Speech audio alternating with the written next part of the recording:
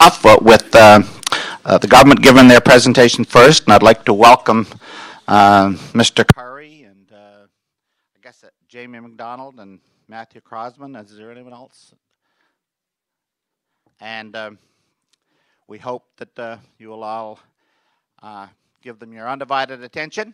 And then after that, we're going to have a couple of speakers from, I think Darlene Menard, Chief Darlene Menard is going to speak, and Rod McNeil has a presentation. And after that, it'll be open to the floor. Now, I would like for most of the speakers coming, probably they could face the audience or a little bit sideways, one way or the other, because we'd like everybody to hear what you have to say. It's a very important meeting.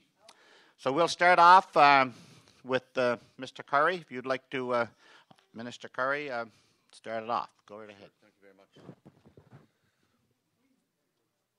Up to the mic.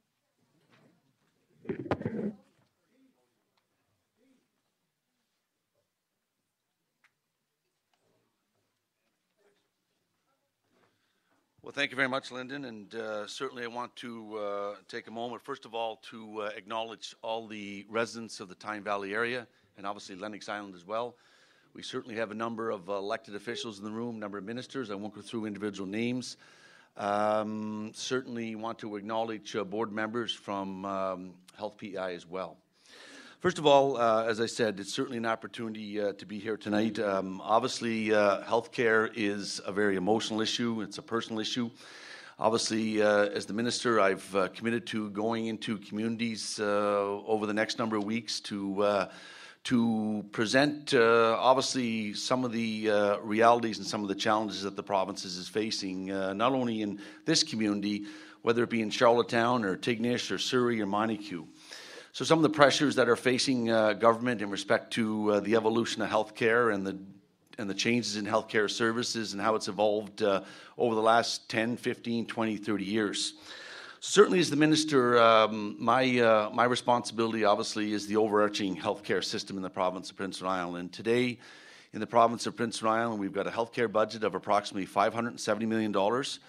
When we came into government in 2007, that budget was in around $360 million.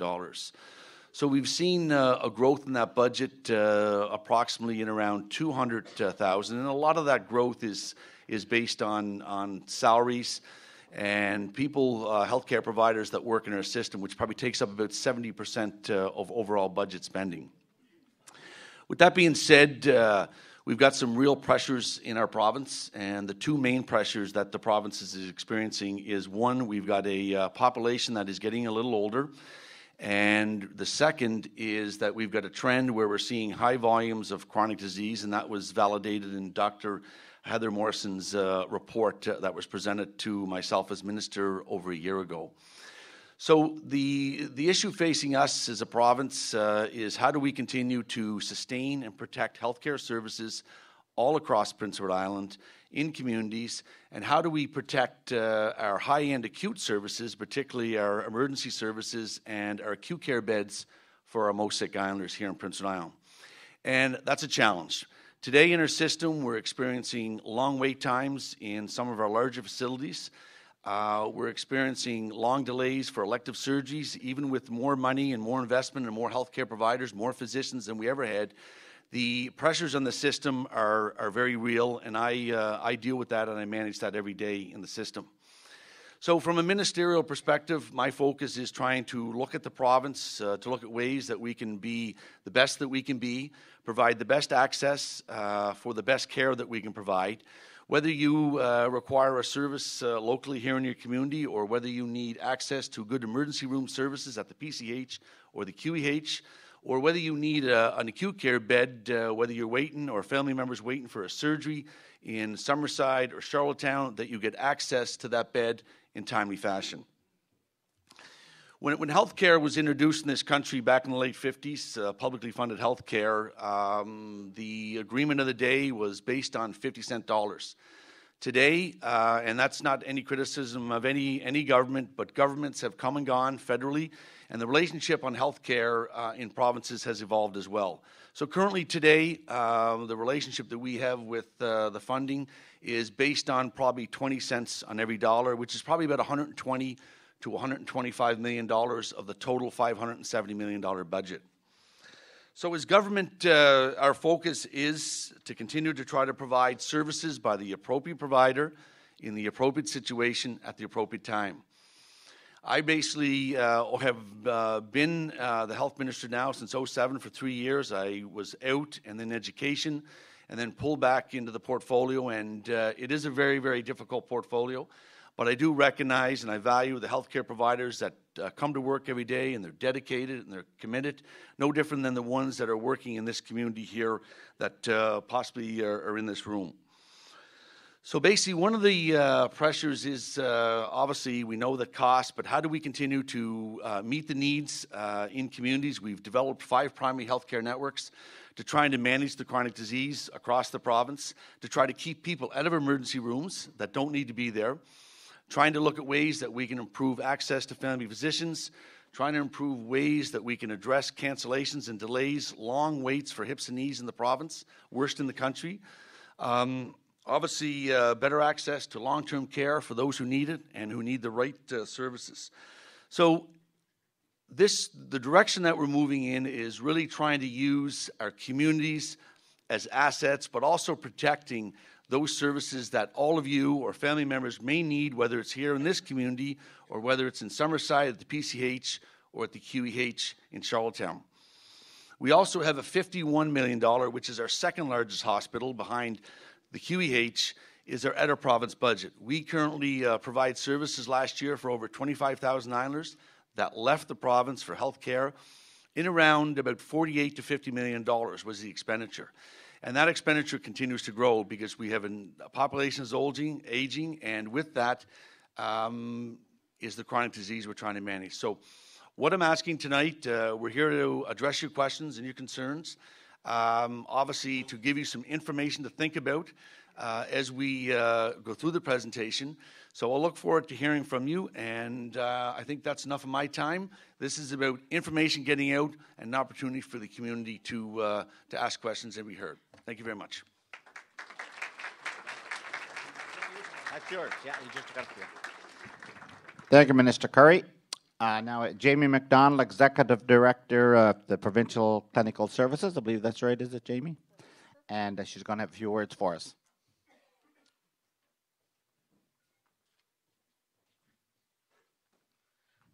Good evening, everyone. On behalf of the operations piece of the province of PEI and the health department, Health PEI, welcome everybody here this evening, and appreciate you taking the time to come and listen to our presentations and have a discussion later about what you've heard this evening. Following me will be Matt Crossman. He's the General Manager of Island EMS. As most of you probably know, Health PEI holds the contract or manages the contract with Island EMS and works with them quite closely to deliver appropriate services and continuously improve response times and access to EMS. So he'll come up afterwards and speak specifically to some of the initiatives around the ambulance services that we'll be rolling out very shortly. I'm just loading up a few slides here. There'll be about 12 slides, and it's a very broad overview of some of the activities across the province, and then specifically to West Prince and the communities here in Tyne Valley as well. So to get right to it, great, thanks, Brad. So in summary here in Stewart Memorial, there are 22 long-term care beds. We'll continue the partnerships with Meals on Wheels and the Foot Care Program.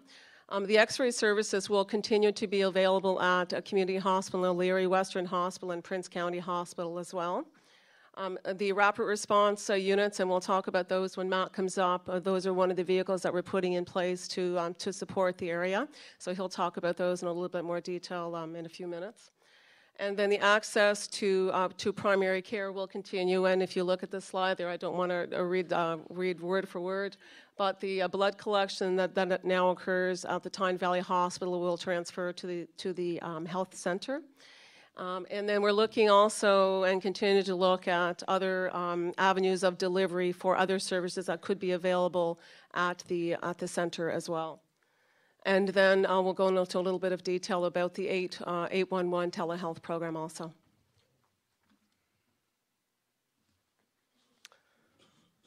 just a little bit more about the Tyne Valley Health Center, and you can see the hours of operation that will occur just on the bottom of the slide.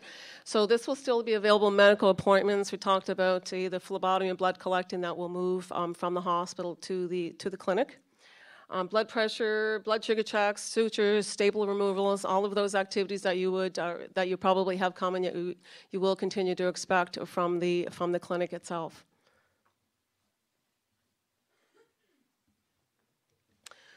In terms of the home care programs and the home care services in Tyne Valley and the area, there'll be no changes to those at this time. There'll be no changes. So if you look at the services there, we still have the support programs, the adult protection, assessment for the long-term care admissions. All of these will continue as they are today. And just stepping back a little bit and looking at all of the changes and all of the initiatives that we're taking on across Health PEI, and as the minister said, these are really focusing on how we're looking after the most critically ill patients and the areas across the province that we can support those patients once their most acute or once their most critically ill phase has passed, and where to move those so there's the best utilization of every bed across the province for all of us as we're aging. So we talked about Stewart Memorial Hospital. It would be the 23 long-term care beds.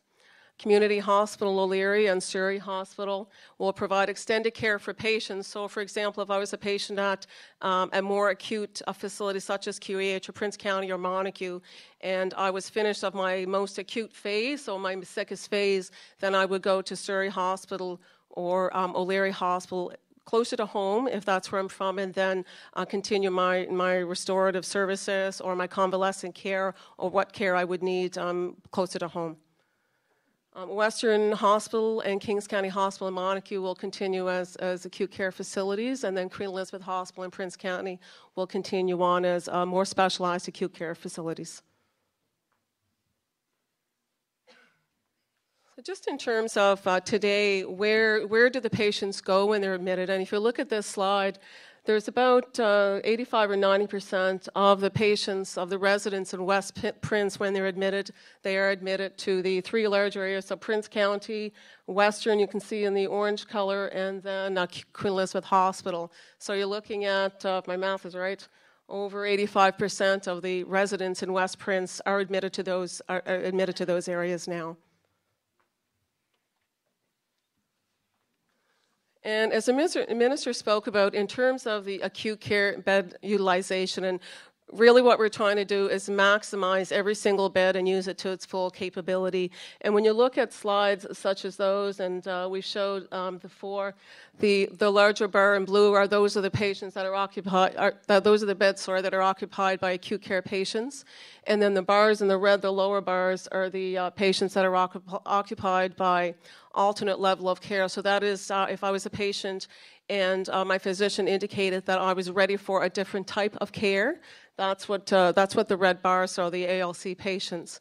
So the aim is, again, to keep the beds open for the most acute patients, the sickest patients in the most specialized acute areas, and then when that acute phase is over, move them out to areas closer to home where they can convalesce. And just a little bit about some of the changes, and you have heard by now with our presentations to Western Hospital around the Collaborative Emergency Center there. So during the day, it will fashion 8 a.m. to 8 p.m., such as it is today, and overnight it will move to a CEC model, and that will be one of several types of roles. It could be an RN model, it could be an RN ACP, an advanced care paramedic model.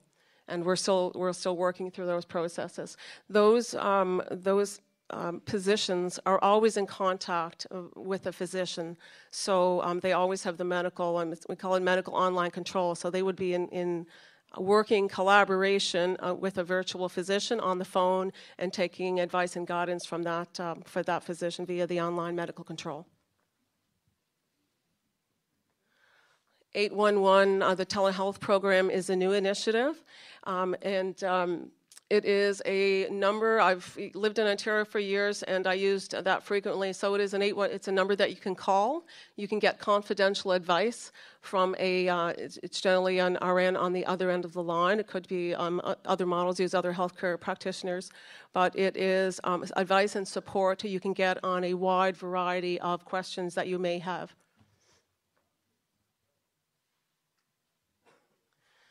Just the last couple of slides looking at the utilization of beds and patients flowing through all of the hospitals and the facilities on PEI. If you see a patient coming in, the beginning part is the hospital, and then I don't know how well you can see this in the back, but where the red stop signs are is where we have problems and concerns with patient flow. So the patient comes in, they go to the emergency department, the physician deems that they're sick enough to admit, there's a stop. There aren't any beds to admit that patient to, so the physician and the nurses in emergency areas are treating those patients in emergency, and sometimes up to a period of a few days. And that poses a risk to both the patient and to the treatment of the patient as well. And then once they get into a medical bed and they need to be discharged, they're ready for discharge, and then there's a wait. Where do they go? Are they being discharged to home? Are they being discharged to a long-term care facility, or can they be discharged to another type of facility for support and ongoing monitoring? And then when discharged, again, if they're going to long-term care, there may be a wait there for an assessment and then permission to enter into the bed if there is one, and there's a wait for those as well. And then if they're returning home, what types of supports can we offer at home with a home care program such that they'll be comfortable and be able to receive some support and care at home?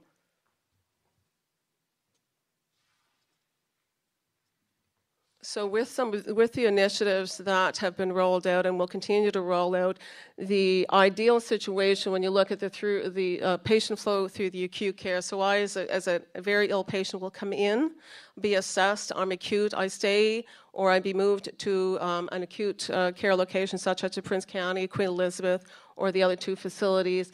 And then my flow should be much better if we have an appropriate utilization of all of the beds across the province. My flow through that system should be much better for all of us.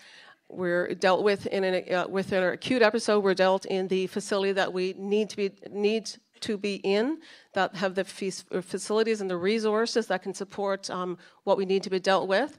And then when the physician deems that we're able to move on with limited supports or limited, less acute concerns, then we hope to have the bed available. With all of these changes, we'll have the bed available so we can move out and convalesce in an area closer to home. So really, those are the essential key points in the initiatives that we're rolling out across the province.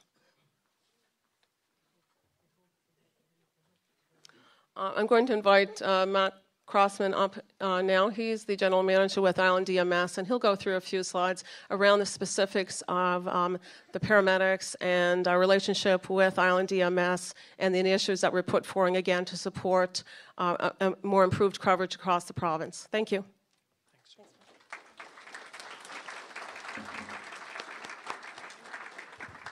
Thank you, Jamie. Thank you, Minister, and I'd like to thank all of the attendees here tonight for the opportunity to talk to you. I'm just going to go through a couple of slides tonight, and I'm going to talk about where we were, where Island EMS is today, where we're going in the future, and also hopefully answer any questions that you folks may have tonight. Previous to 2006, there were 5 previous ambulance operators throughout the province of Prince Edward Island. They did an excellent job. They were 5 separate operators, and there's a couple of benefits which we were able to achieve when we amalgamated the service into one. Previously, the private operators only responded to their own coverage area. So if a unit was based in Summerside and they left that area, they weren't available for calls because other people were able to provide the service in those areas.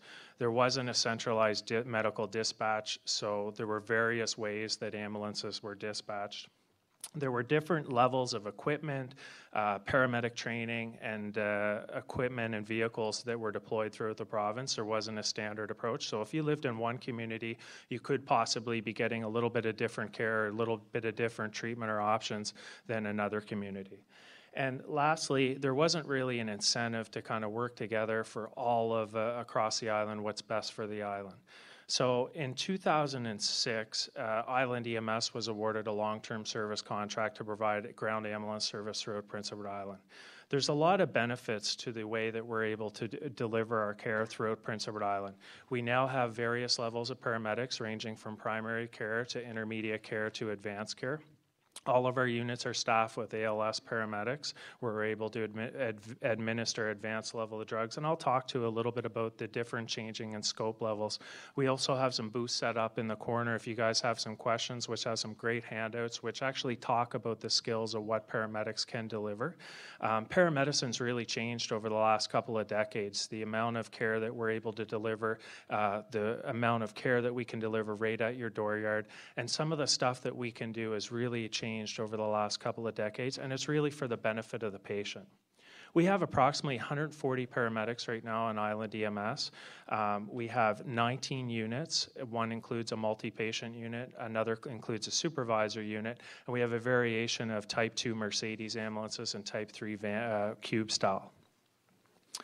Some of the really big benefits to amalgamating the service into one was we centralized the dispatch center. So we have another company called Medicom Atlantic. We provide the 911 service throughout Prince Edward Island for the entire island. We provide the emergency medical dispatch for the entire island. And we also dispatch 36 out of the 38 fire departments. So we've housed all of this under one roof, and it really does speed up and benefit the amount of time which we can get our vehicles deployed that much quicker. We've also standardized the entire ambulance fleet. So if you get in any one of our vehicles, they're all equipped the same. The equipment's laid out in the exact same locations. It doesn't matter what location you're from, they're all equipped the same. So every paramedic, wherever they're from, can jump in a unit and know exactly where the equipment's located. We've also expanded and standardized the scope of paramedicine, not just for the advanced care paramedics, but for the primary care and immediate care as well. Paramedics, even at the primary care level today, are really able to administer life-saving drugs, and it really makes that extra difference when we arrive on scene to treat those sick and injured patients. We're also able to look at some of the different practices which are around Canada. We belong to an organization called the Paramedic Chiefs of Canada, where we actually have a board position. We sit on that and are able to collaborate with experts from around Canada and bring those aspects back to Prince Edward Island to benefit everybody. There's a couple of things which we do. We call our emergency and urgent calls Code 1 and Code 2. It's just an internal code, but I thought it would be important for you folks to know. What we do is we look at all of our statistics on a monthly, quarterly, and annual basis, and how we deploy our ambulances is based on where the call volumes happen. We look at the time of day they happen, how far our ambulance can respond. I'll actually show you just another picture. But you'll see in the highlighted red and orange fields, those are real concentrations a high volume of calls. As our vehicles get deployed on other calls, we talked about some of the benefits of centralizing the ambulance service. Before, let's say if a call happened in Summerside and all the Summerside ambulances were deployed, we wouldn't have another available unit unless they had a mutual aid agreement. Now we have units all across Prince Edward Island. So if we happen to have 3 in Charlottetown and now Summerside doesn't have any, we can move those units, and vice versa. We'll even move units from Charlottetown up into Alberton, O'Leary, or Tyne Valley, depending on where the next probability of the call will happen, to make sure each area is covered. We have a program that actually allows us to map our response time. We're able to look at the area and see how far an ambulance can cover from each location, and it's accurate to the second. With some of the enhancements that have been announced by the government and Minister Curry specifically, it really starts with the 911 call. Our vehicle is able to be deployed very quickly, and we're able to administer those medications, as we said, very quickly to the patients. We've started to do other great things, such as a 12-lead ECG transmission. We're currently in the process, and we're going to be able to, across the province, to arrive at a patient's house, transmit an ECG to a physician at either Prince County Hospital hospital or the QEH, and they're going to be able, before we even leave the scene, to read that patient's ECG. And what that does is it allows the physicians and the hospitals to prepare for our arrival so that when you guys arrive at the facility, they're able to administer those life-saving drugs. There's all kinds of benefits that we're looking at. As Jamie said before, we really utilize online medical control, and we have physicians where our paramedics are able to collaborate with them and talk about what the patient's presenting with, and we're able to adjust the treatment to meet the needs of that patient. This is just an overview of what our paramedics, we've really changed from our paramedics being able to deliver specific drugs to classes of drugs. And this has really allowed us to do a lot of interfacility transfers, but also administer these high-level drugs on scene to the patients that need them. Some of the enhancements that we're looking at, which we're hoping are going to improve response times all across the island, are our rapid response units. Our rapid response units are going to be staffed with a highly trained advanced care paramedic. There's going to be one east and one west. We really see the benefits to this to rural western and rural eastern PEI because these units are going to be able to deploy to the scene very quickly, start that advanced care training and treatment to the patient, and we're going to be able to have an ambulance arrive very quickly. Once the ambulance arrives, they're going to be able to transfer care to the ambulance, and then the rapid response is back in the community available for calls. I'll try and speak a little louder. Typically what would happen is when we have an ambulance, they arrive to the scene, they pick up the patient, and then they transport the patient. They're not available until they arrive. So when we get a high volume of calls, as Minister Curry talked about, our call volumes are increasing every year, it makes it so that there are possibly times where we may not have a unit available for a couple of minutes or until we move a unit back into the area. With a rapid response unit, we're going to be able to have a unit available for calls. They can start that advanced care treatment until an ambulance clears up and is available. We are going to have it located, as I said, within Western PEI and also Eastern PEI, and it's going to be deployed, as I talked about before, based on call volume and where the probability of the next call is. The next unit, which we want to talk about and we're really excited about, is the ambulance transfer unit. Right now, our emergency vehicles are completing our non-emergency transfers. These vehicles are being utilized. We schedule our transfers from facility to facility. And I know a lot of you, if you've ever been a patient, may have been impacted. We have an appointment for a patient. We're ready to arrive, and we get an emergency call. Our ambulance is diverted to an emergency scene where we have a motor vehicle collision, and we have 3 people injured, and we get delayed by about an hour or 2. So we're not able to transport that patient. We also have other patients which are waiting for appointments, and because of the delay in that initial one, we're now delayed for the next couple. With this ambulance transfer unit, we're going to be able to schedule the ambulance transfer unit for these appointments. They're not going to be included in the system status plan. It's going to free up our existing ambulances to respond to more emergency calls, and we're really, really excited about the better utilization of our resources, and also it's easier on the patient, the receiving facility, and the sending facility as well. So we're very excited. We think this is going to have an impact tip to tip from Souris to Tignish, and we're really excited that this is going to improve our response times across the island. Thank you very much. I'll pass it back over.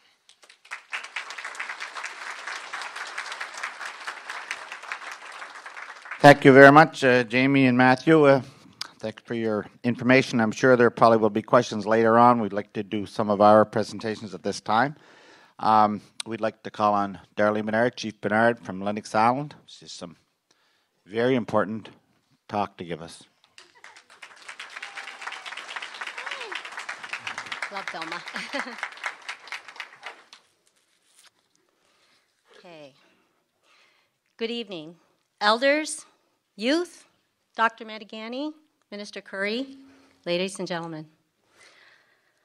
My name is Darlene Bernard. I am the chief of the Lennox Island First Nation. I was born at Stewart Memorial Hospital, and I won't mention what year. I am here tonight to give you a Mi'kmaq perspective on the announced closure of our hospital. I am here tonight because the members of my community have been served very well by the doctors and nurses of Stewart Memorial Hospital for more than 62 years. Those members of my community are deeply concerned and worried about the further erosion of services at our hospital. I feel a little deja vu here tonight, and I'm sure I'm not alone.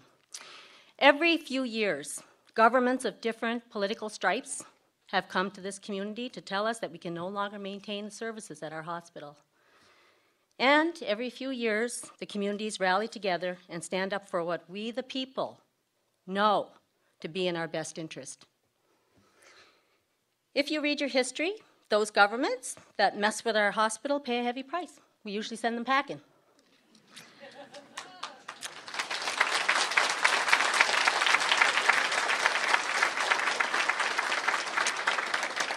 Well, my friends, the time has come for us to stand up once again. We have to fight to keep our hospital and ensure that essential services are maintained for the 22 communities who rely heavily on Stewart Memorial. For the Mi'kmaq people who call Lennox Island home, the erosion of health care services at Stewart Memorial Hospital will have a profound negative impact. We have a great little health center on Lennox, which serves us well under its limited mandate. But our people have long utilized Stewart Memorial as our primary health care facility. It is where we go for all the services that are now being taken away by closing this hospital. Blood services, x-rays, suturing, casting, convalescent, palliative, and respite care. I have attended the meetings in Alberton and Souris, and from what I can gather, when the dust settles, I don't have any confidence of where my people are going to end up, and the plans that are being presented across the island are not acceptable to rural islanders, and it is not acceptable to us, the First People.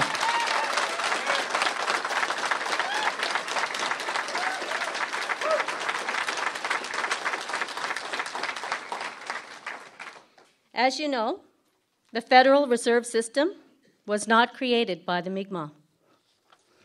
Our ancestors moved freely about our island and our Mi'kmaq territory, known to us now as PEI, New Brunswick, Nova Scotia, and Newfoundland. We call this territory Mi'kma'ki. We lived in harmony and balance with Mother Earth, and all our needs were met.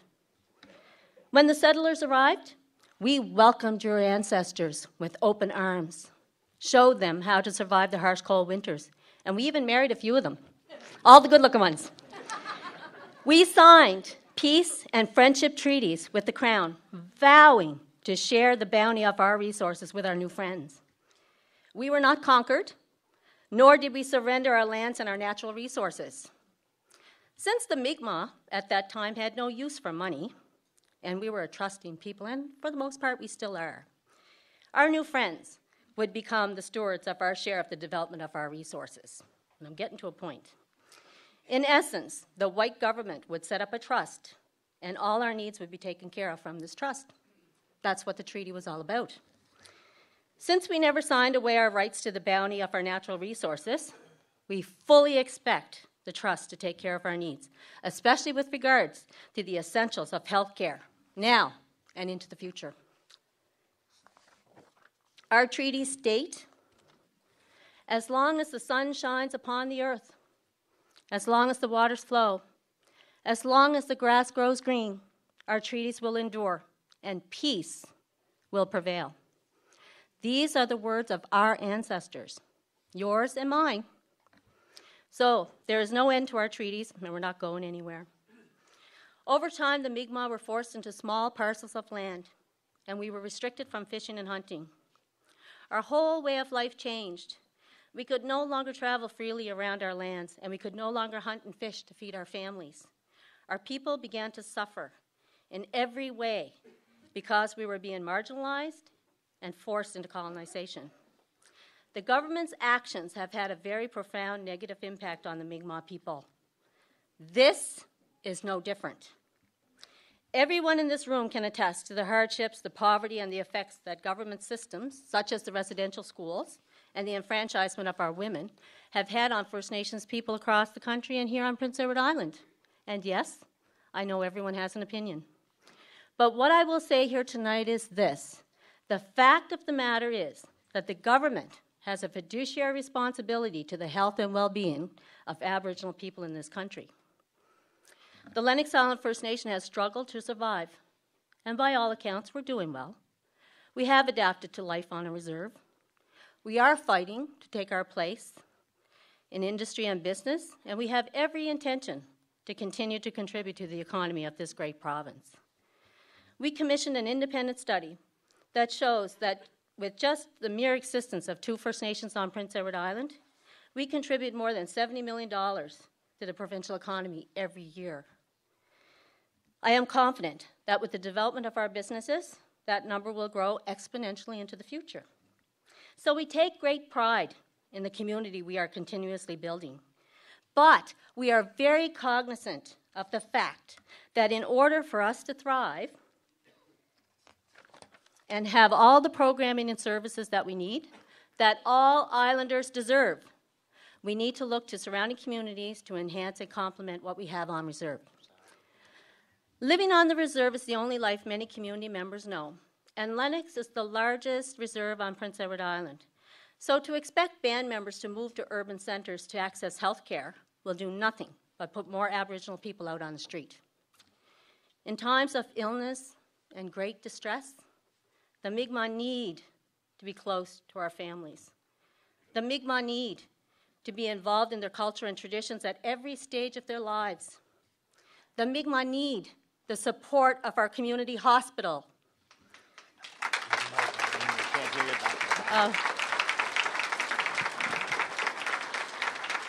Far too many of our communities live at or below the poverty line.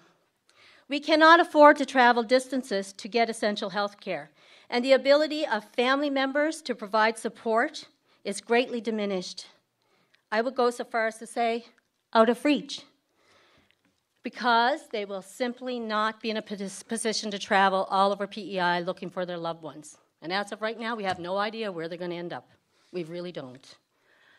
What I see happening here is a devolution of care.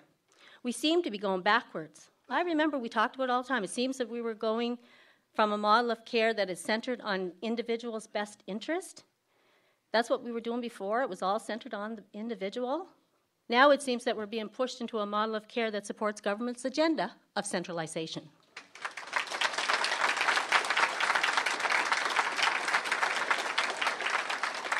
This proposed plan would hurt us all from one end of the island to the other, regardless of whether it is in our best interest or not.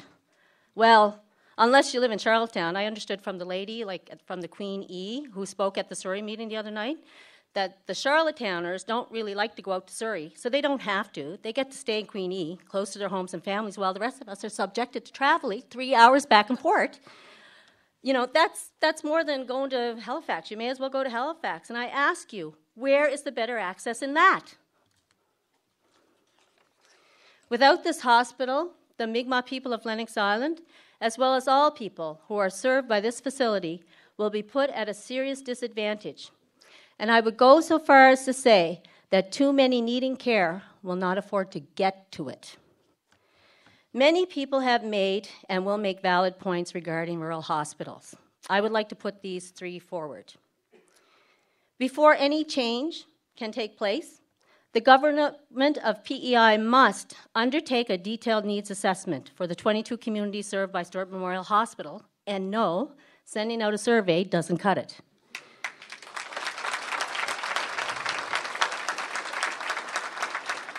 You can't sit in an office in Charlottetown and pretend to know what the impacts of reduced healthcare services will have on the wonderful people of West Prince.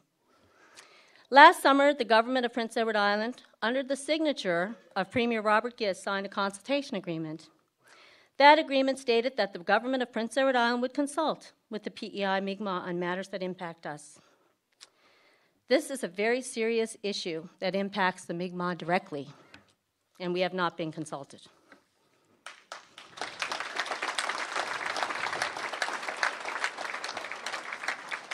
This meeting tonight is not consultation. It is the government once again telling us what is good for us. This paternalistic approach has never worked well for the Mi'kmaq.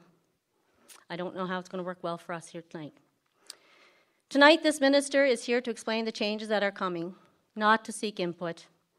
In addition, the Premier also signed the Canada PEI Mi'kmaq Partnership Agreement with us, It committed the province to work with us towards improving the lives and outcomes of the PEI Mi'kmaq in 5 key areas, including health. Any action taken by the province to implement proposed changes at Stewart Memorial will violate the spirit of these landmark agreements and set us back years. I have known the Premier of PEI to be an honourable man. I have known him to be true to his word.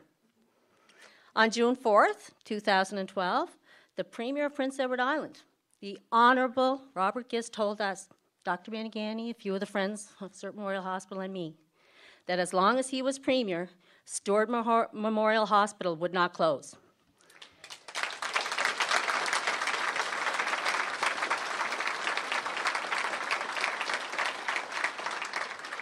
From what we hear tonight, we no longer have a hospital. We have a manor. Mr. Premier, we look to you for your word. We expect you to honour that word. Our members struggle every day to maintain a close connection with our proud history and traditions. It is through this that we find balance and well-being. Our government should be helping us with this, not making it more difficult. Ladies and gentlemen, it is my honour to stand here and fight for Stewart Memorial.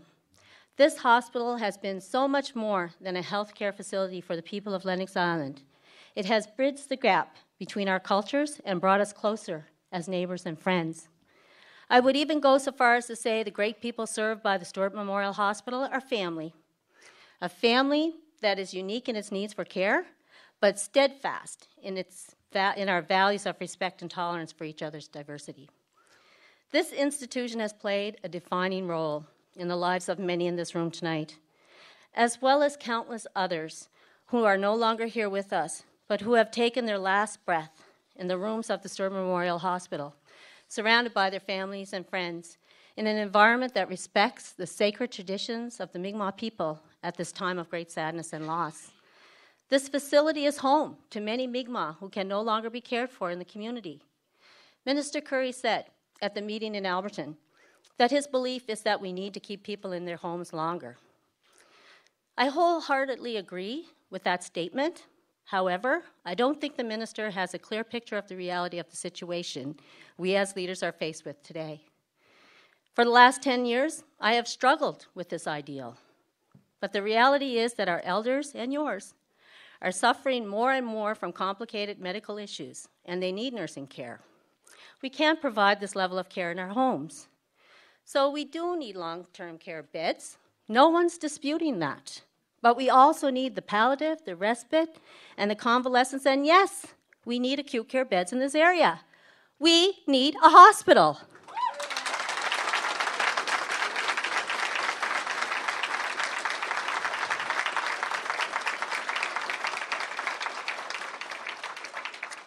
Stewart Memorial Hospital has been that hospital. I understand that the rural hospitals in this province make up a very small percentage of the whole province's health budget. I think that somebody was saying 11% if you kicked in with Prince County. But anyway, I think that Stewart Memorial Hospital is a very good bang for the buck.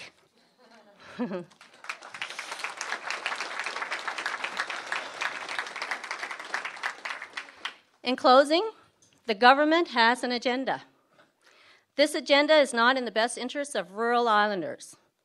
This agenda is not in the best interests of the Mi'kmaq of Lennox Island. We stand united against government's plan to turn our hospital into a manor. Our needs are great. Our hospital has proven to meet the needs of its clients for more than 60 years. The government slogan, better access, better care, and the right care in the right place, it's a great slogan. Well, I say Stewart Memorial Hospital is providing better access, better care, and it is in the right place.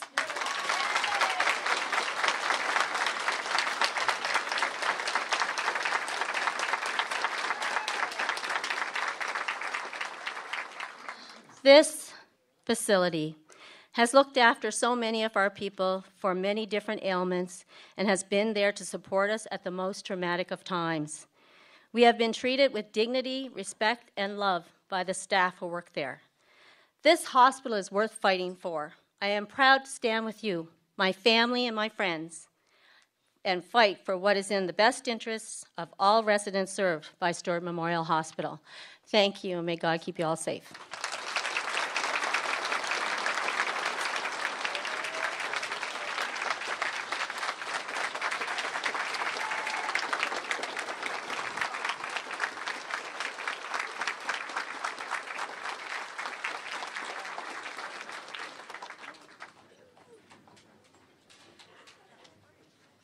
Mr. Carr, would you like to respond to that now, or do you want to wait for Rod? Or okay, that was wonderful, Darlene. Thank you very much for all the work you put in that speech. Darlene is a member of the Friends, and we've worked together over the last years trying to make Sturt Memorial work. And I have another friend come to speak now that has been a great asset to us, and he has a lot of good things to say. And I'd like to give you welcome to Rod McNeil.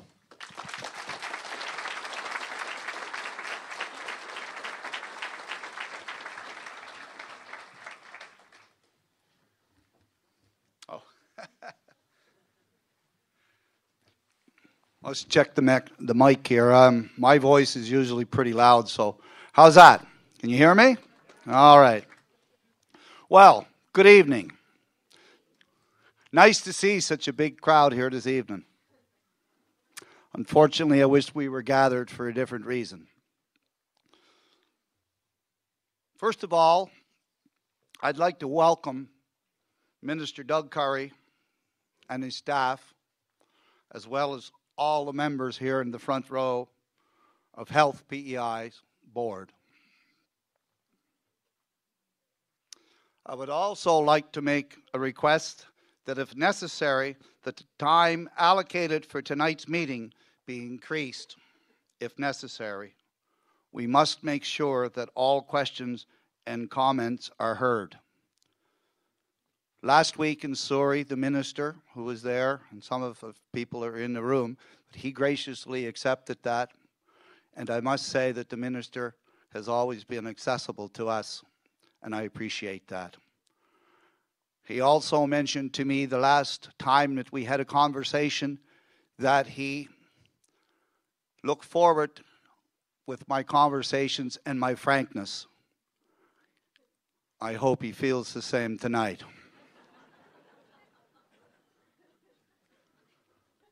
Now, let me introduce myself for those of you that don't know me. My name is Rod McNeil, and I live in Tyne Valley. And in my day-to-day life, I'm involved in the potato industry. But tonight, I'm here as co-chairman, along with Lyndon Ellis, of an organization called the Friends of the Sturt Memorial Hospital. This organization was formed in 2003 when the ER was closed. Many of us were here that night. It became apparent at that time that there needed to be some type of organization formed in order to play the role of advocate on behalf of our community for our hospital. Since 2003, our group has met monthly, and we have been involved in many issues. We tried to be proactive in all matters that could affect our hospital and have worked very hard to be a liaison between government and community. Time does not permit me here to review these issues, but believe me when I say there were many, and many can be best described as battles. We have dealt with 2 different governments, 3 different ministers, at least 3 different deputy ministers, and seen numerous shuffling of senior staff, as well as I don't know how many overall reorganizations of administration and policy in this province. One plan never seems to finish before the next one starts.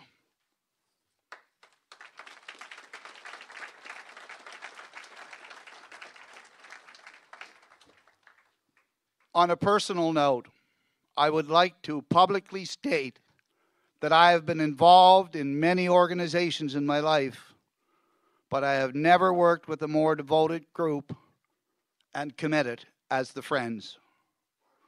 Our group is made up of housewives, farmers, healthcare workers, retail workers, teachers, native leaders, business owners, retired civil service, and others. Truly a great cross-section of our community. Also, We have worked hard, both in the beginning, and the same is today, to be bipartisan. We have members that support all of the political parties, Liberal, Conservative, and NDP. It didn't make any difference. The common thread that held us together is a love for our community and pride in our hospital.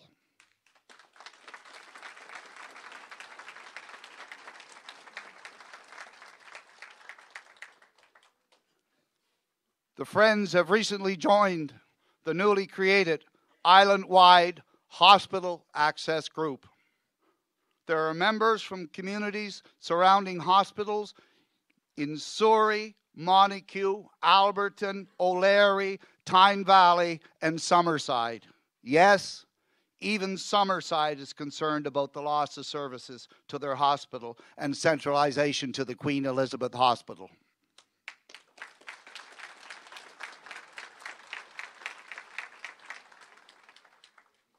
But before I get into presenting thoughts on government policy,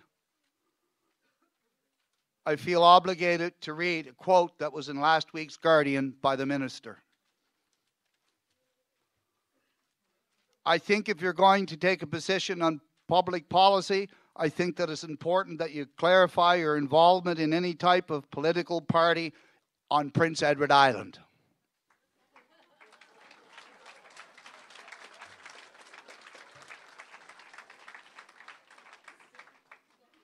So, I will declare my personal involvement in politics. I'm a card-carrying member of the Liberal Party.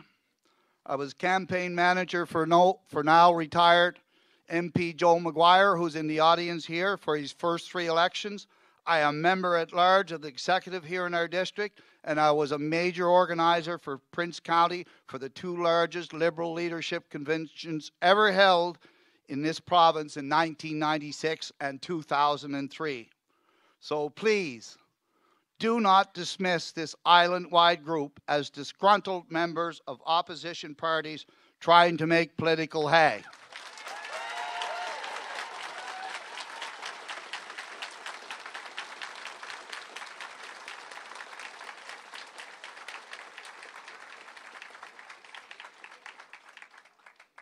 This is about disgruntled rural islanders and the elimination of service to those people.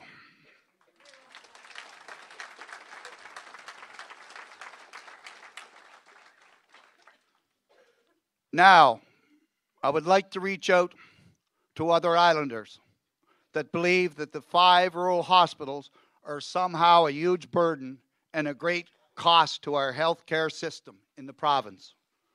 Some even believe that if we were all completely closed, it would solve many of the money problems. Let me show you the slide. See the blue bar? That's the cost 5 years ago of health care to the province, $360 million. See the red bar?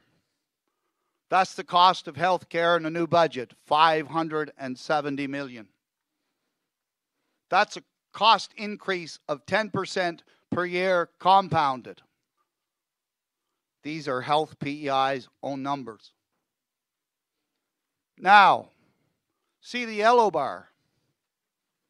Looks more like a line.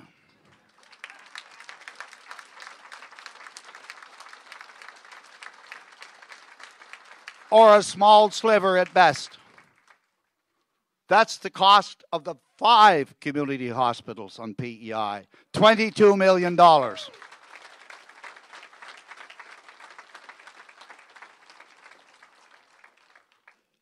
This represents 4% of the total budget, and in the case of Stewart Memorial, it is only 0.37 of 1%.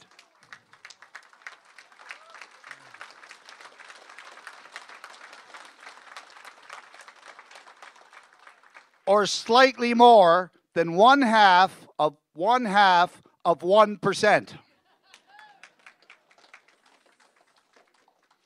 But more importantly, Health PEI has stated that this new plan is cost neutral. In plain English, they will not save any money in the overall spending. In fact, I am quite confident in stating that the community hospitals have not grown anywhere near the 10% that our healthcare budgets have grown in the province. We are not the problem, nor are we the solution.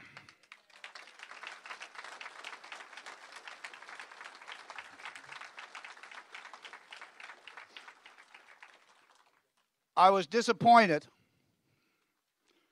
to hear last week of such a small attendance, about 25 people, at Health PEI's first information meeting held the Saturday before last in Charlottetown. I would urge all islanders to become more engaged in all discussions regarding the delivery of health care in our province. In our case, come out and see what roles these hospitals mean to their communities. Visit Lennox Island First Nation and ask them what Stewart Memorial means to them.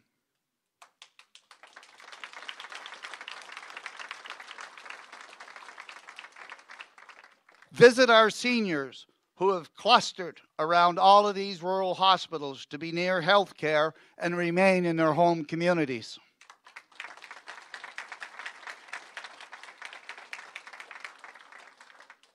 Ask families who have gone through the ordeal with family members in palliative care. Ask someone like my good friend Keith Milligan, who I think is here tonight. I know he is. But if you ask him, he'll tell you that he would have died 16 years ago of a heart attack without the hospital in Ellerslie and the good services of Dr. Herb Dickinson.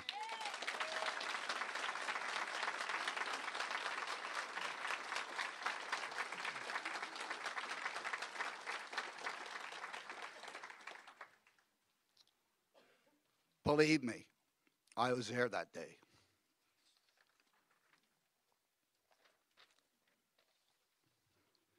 In my own case, I've had 2 heart attacks. My first occurred in Charlottetown, and I need to comment on the fine services of the QEH. Tonight is not about them. They do very good work, and it's much appreciated. I also have to thank publicly for the first time the attending physician that night, Dr. Gordy Beck. I was only 15 minutes from door to clot busting needle. I was fortunate. I was in the right place at the right time. But I can't help but think of fellow islanders in places like North Cape who, if they have a similar emergency to either Keith or I, will now have to wait for an ambulance, which 90% of the time will have an acceptable pickup time. But remember, in their calculations, the other 10% that are not so good are not used in the averages. I wonder why.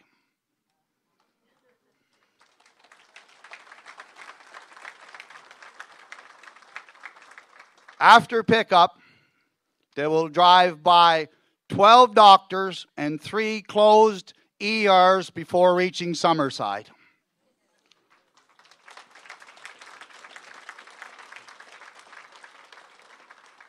They will tell you different, that paramedics will be able to do this, and so on and so forth. I hope so, but they also will say the details must be worked out.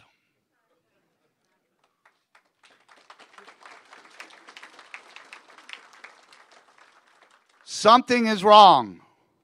Something is wrong.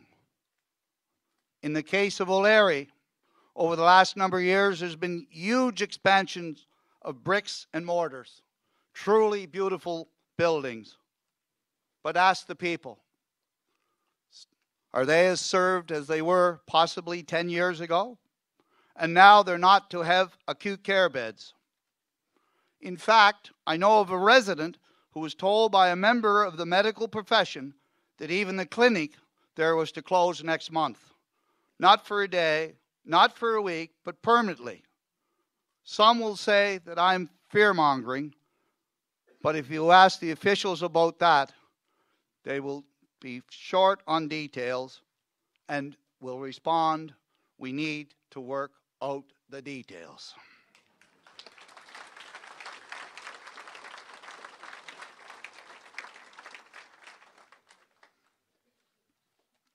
Sorry.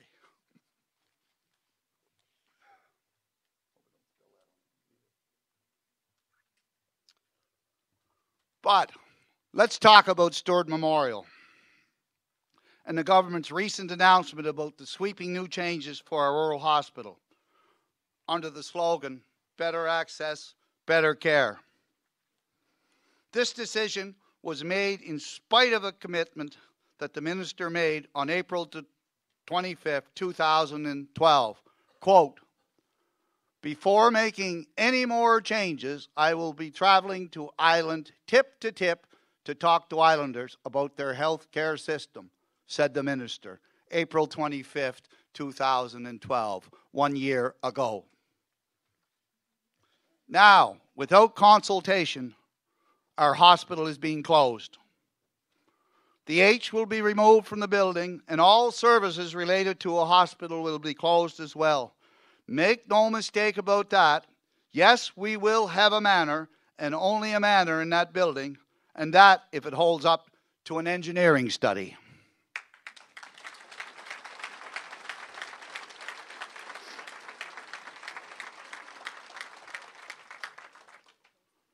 We will lose acute care beds, convalescent beds, palliative beds. These are the beds that make us a hospital. And when you are a hospital, there are other services provided as well. We'll also lose X-ray, intravenous therapy, physiotherapy, blood work, mask treatments, lump removal, and suturing. I note tonight that they mentioned that blood work was going to be done at the clinic. That's news to us, and I think if I ask them about the question, what will they say? We're working on the details.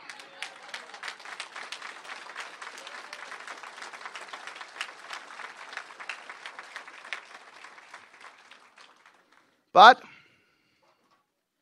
perhaps it's true. Perhaps they can move these services to the clinic. But I can tell you this, it won't be without additions to the facility and an extremely big cost, as well as a number of staffing issues and crossing unions. There are a number of things. No one here should think that it's as easy as one of the nurses sitting you in the corner and drawing blood. It's a very complicated procedure. And I'm going to tell you a little bit about our experience with that whole idea of moving services to the clinic. Last year, about this time, when the outpatients department closure was announced by the minister, stating that this decision was made due to duplication of services between the clinic and the hospital. Unfortunately, the minister had been misinformed. There was no duplication, but to be fair, Mr. Keith Dewar, CEO of the day of Health PEI, at that time agreed that outpatients would not close until the services that are provided at the hospital would be transferred to the clinic. A deadline of July 1st was announced. A transition team was formed, led by the senior local administration as well as senior administration of Health PEI. Their mandate was to review the services to both clinic and hospital.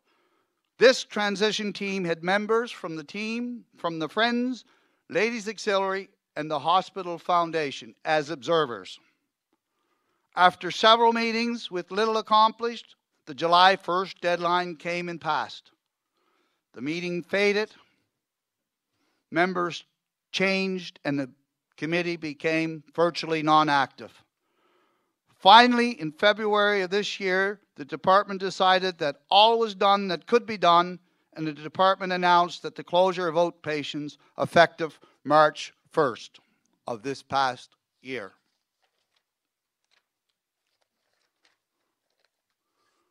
A meeting was advertised for this very building, which unfortunately was on a stormy night, and there was a power outage, and the meeting canceled, but only after insistence on the couple of local residents who had dared to venture out.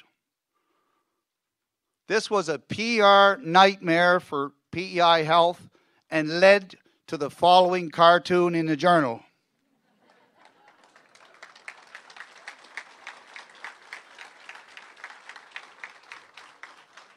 Anyway, the changes were put into effect on March 1st as advertised.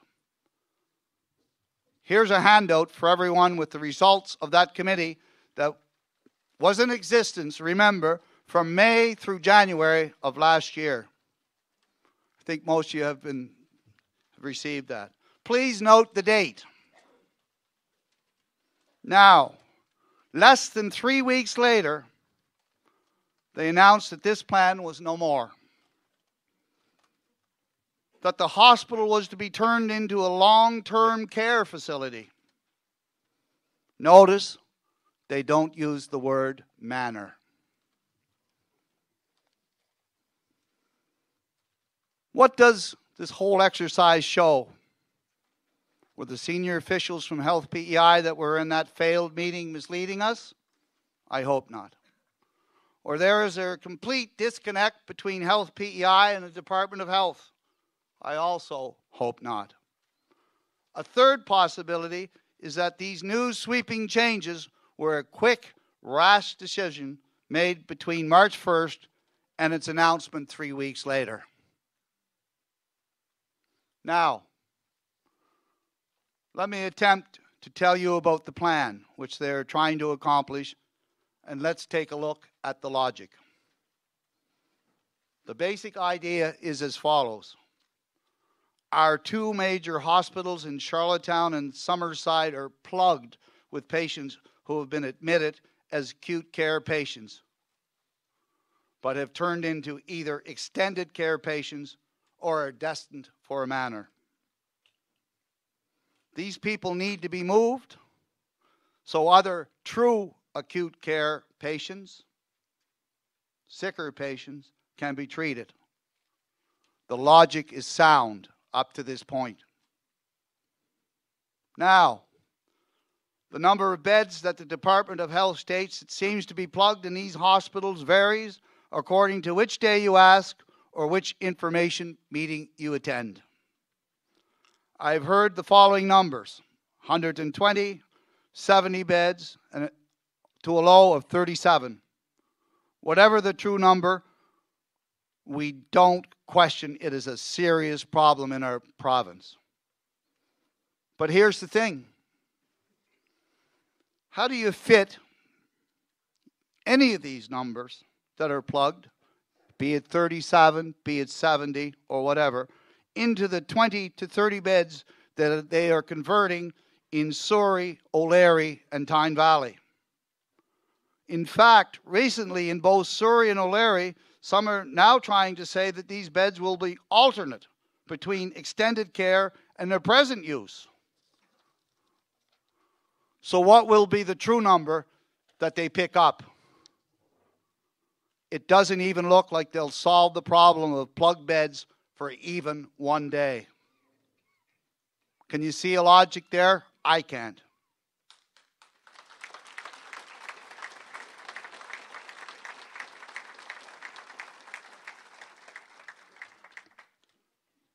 When we talk of bed shortages, I can't help but remember only this past December when he had to fight with Health PEI when they removed 6 mattresses from beds in our hospital and locked them in the basement so they couldn't be used.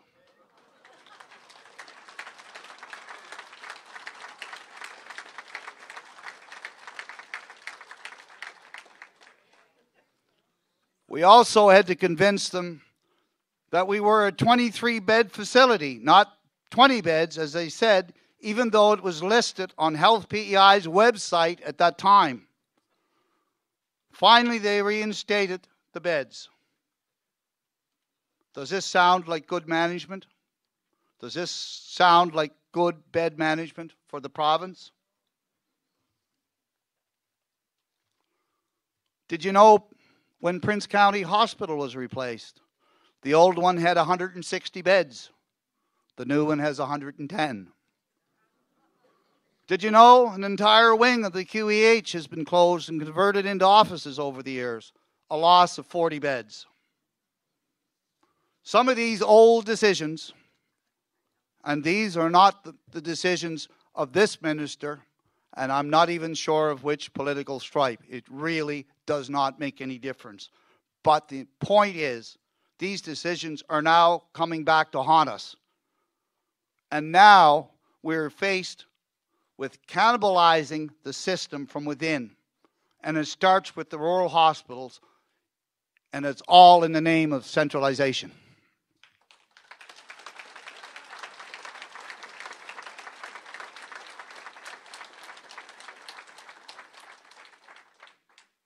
If this plan is fully implemented, our community will lose a hospital. Maybe a service or two can go to the clinic. But remember, they have to work out the details.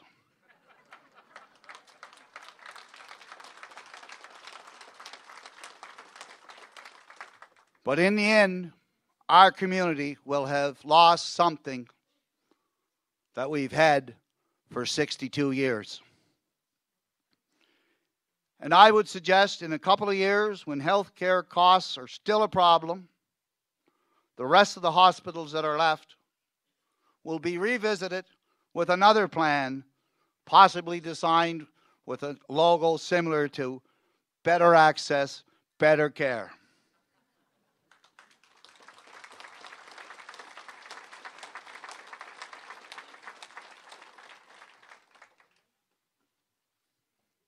Finally, I would like to speak to our elected officials that are here in attendance tonight, from all parties.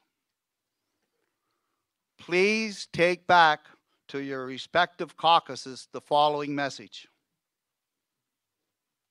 This is my 3rd meeting. I was in Alberton, I was in Souris, and I'm here.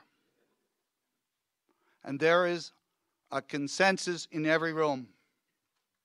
There is a general perception that this centralization of services is just another example of an attack on rural Prince Edward Island.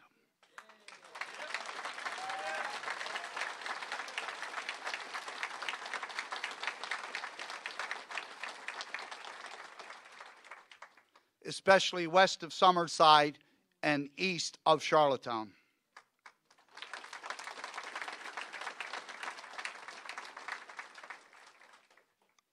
I know, Mr. Minister, that my remarks tonight do not include a lot of solutions. I agree. It's an extremely complicated issue. And believe me, I wouldn't want to sit in your chair or walk in your shoes for a day. It is truly complicated. But one thing that I would urge you is that I think there's a problem that a lot of people in this room may or may not know. Certainly the government knows, and certainly the former government knew, and probably the one before that. The Canadian healthcare system was built on an equal shared cost between the federal government and the provincial governments. The federal governments, over the last 20 years, if not more, Liberal and Conservative, has fallen to that they only now fund 18% of their 50%, of the total cost of their 50%. There is no possible way that Prince Edward Island can compete with Alberta, British Columbia, Saskatchewan, or Ontario and live up to the 5 principles promised to us of health care. If that issue is not taken to task, we will have to continue to cannibalize our own system, and I'm not sure where it will all end. But I know there'll be precious few services left in rural PEI. In closing, I would like to ask one of my members of the Friends to come up and read a proposed resolution that we would like to put on the floor here this evening. After healthcare officials and the minister respond to our questions that we will have, we are going to ask for a vote at the end of the meeting. So with that, Irene.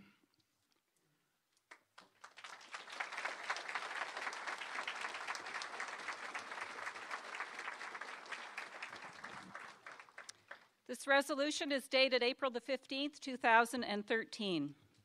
Whereas residents of the 22 rural districts surrounding and including the village of Tyne Valley recognized in 1950 a need for improved healthcare service in Central Prince, joined together in a spirit of cooperation, resolve, and with great personal sacrifice, donated funds, labor, and construction materials to build a community hospital in Tyne Valley, later to be named Stewart Memorial Hospital.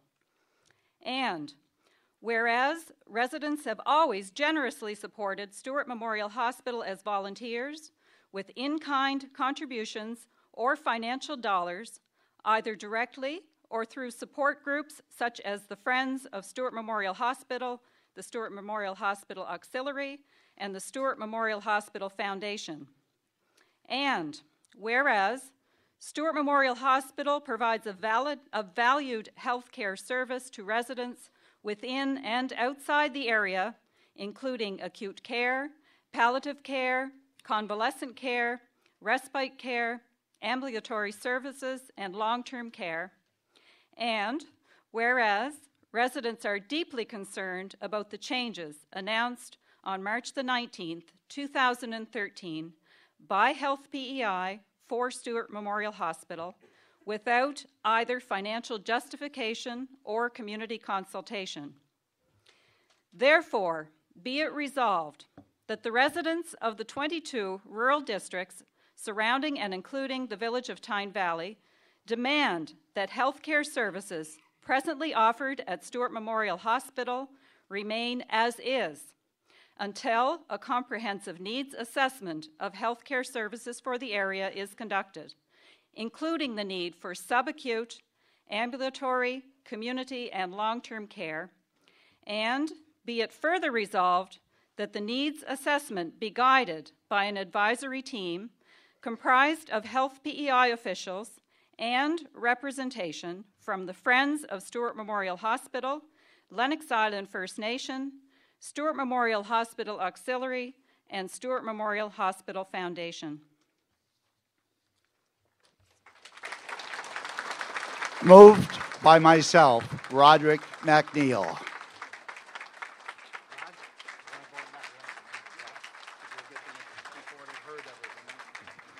Just take that for thought, and at the end of the meeting, we're going to call out a vote for that. But right now, I think, Minister Curry, you probably like to speak to those two. Would you want to keep it going and speak at the end? Okay. Dr. Manigetti, would you like to come up and say a few words now?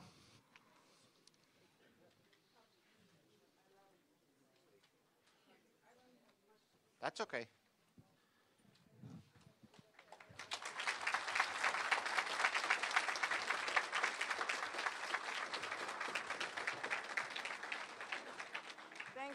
Thank you, Mr. Minister. I'm too short. No, that was too high. Is it? Ladies and gentlemen, thank you for being here. I want to say I would like to thank Mr. Milligan, the late Mr. Milligan, who invited me to PEI. I was invited by the people of the 22 districts and Lennox Island, and I had a phone call from Mr. Milligan, Dr. Robinson, Dr. Foster, Mr. Hansen, and Marilyn Sack of Lennox Island. They spoke to me in London, and I came here to serve this community.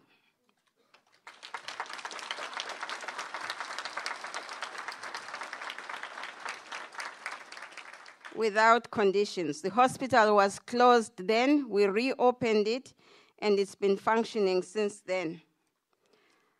I appreciate the difficulties of healthcare, and they've been well explained by the Chief and Roderick, and I will not bore you. Mr. Minister, I thank you for being here. I don't know if Dr. Wedge is here. I wish he would be here too. If he's not, I am disappointed.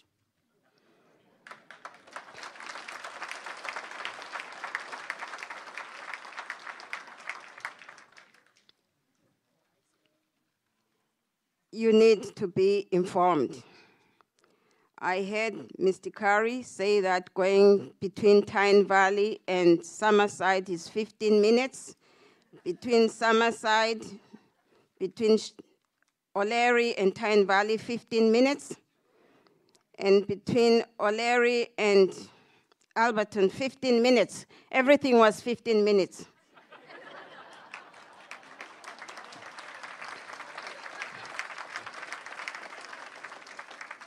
That was on Thursday morning. Mr. Curry, I'm a fast driver. It takes me exactly 27 minutes from the front of the hospital to the front of the Prince County Hospital, even when I was doing deliveries.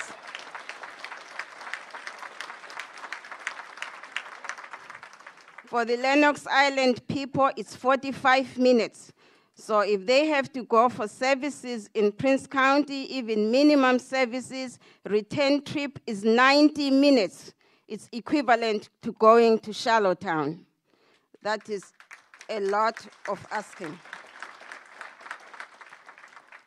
Ambulatory and laboratory services. I am delighted that you are considering putting some of these services in our clinic.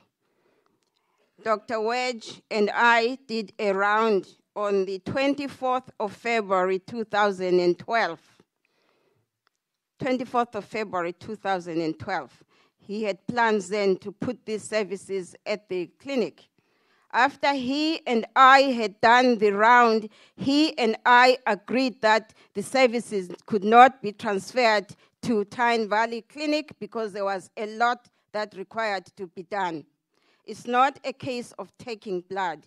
You take the blood, it's got to be cleaned, it's got to be refrigerated, it's got to be fractionated, and it's got to be frozen sometimes. So we would need an expansion of the Tyne Valley Clinic for all these services to proceed.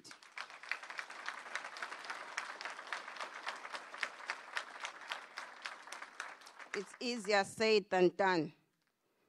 Bed utilization.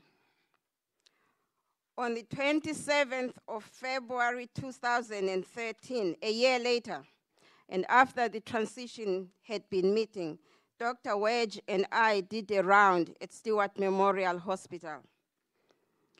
And he was shocked. The 3 beds that had been misappropriated from acute care to long-term care looked disastrous. When he phoned me to say we are closing and going manor, after he had told me the place wasn't fit to have these seniors sitting there, he said it was dangerous, it was risky, they shouldn't be here. I said, but you know, this place wasn't built for long-term care, it was built for extended care.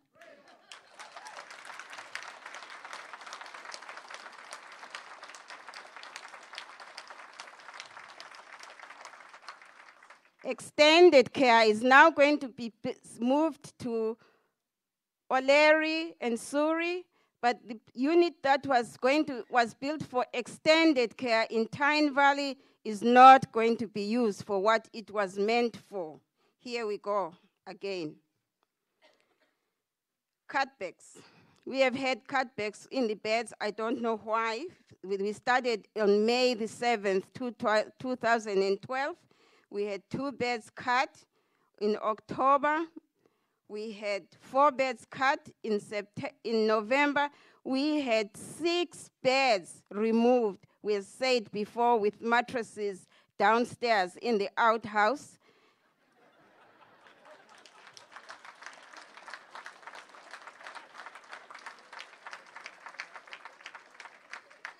That was not good bed utilization. On that day, I will be very specific. I had a phone call from Dr. Miller looking for a bed for a post-operative surgical case after a hip replacement, and I told him I have no beds. He was shocked. Dr. Stewart Campbell phoned me and said, take your patient back. Otherwise, we are not having any surgery here at the Queenie. We can't operate. I had 2 respite beds, which I'm not allowed to use. But on that Friday, I defied the system because they were needing a bed at the Queenie.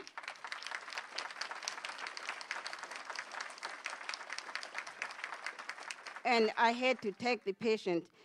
Mr. Minister, we are not silos in the rural area.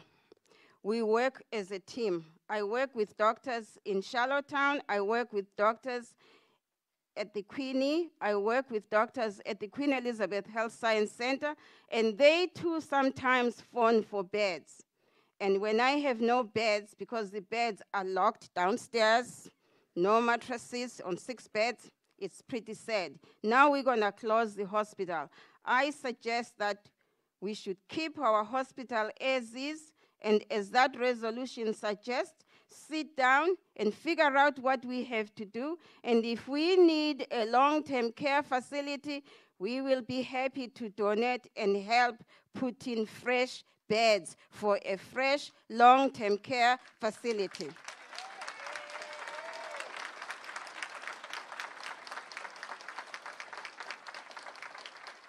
I went to Prince County and had a tour of the new facility there. It's a Cadillac. It is beautiful. I wouldn't mind going in there when I hit 77. Tyne Valley, Lennox Island, if we have to have a long-term care facility, we deserve the same as all islanders, a decent place.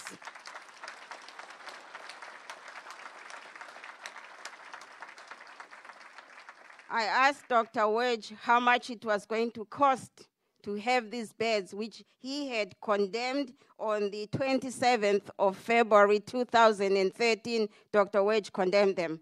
And then I asked him, how are you going to make it into long-term care?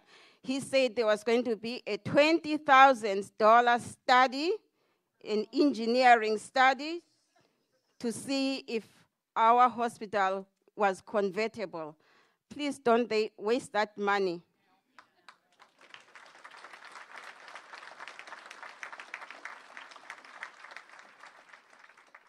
We are not afraid of change.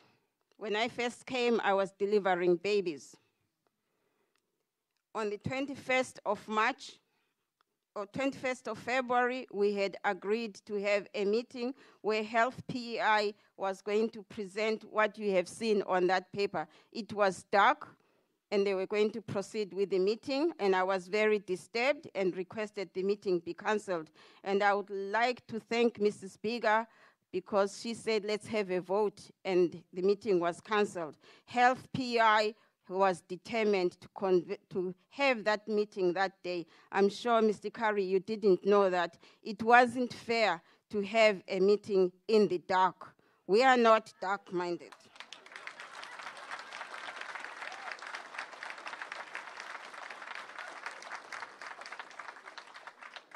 My request to you and the Premier is to live by the word of the 4th of June 2012, when you said you would leave Stewart Memorial as is.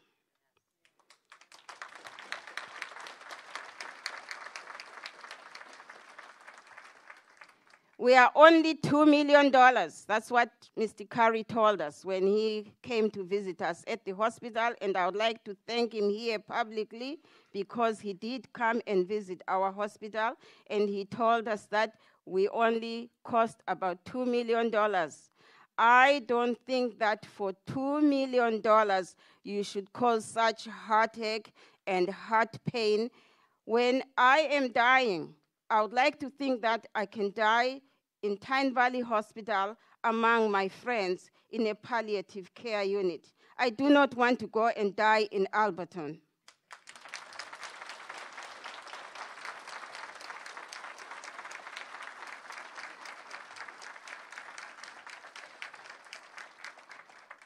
But if I am dying of a heart attack, I will probably be in Prince County Hospital, and that is acceptable.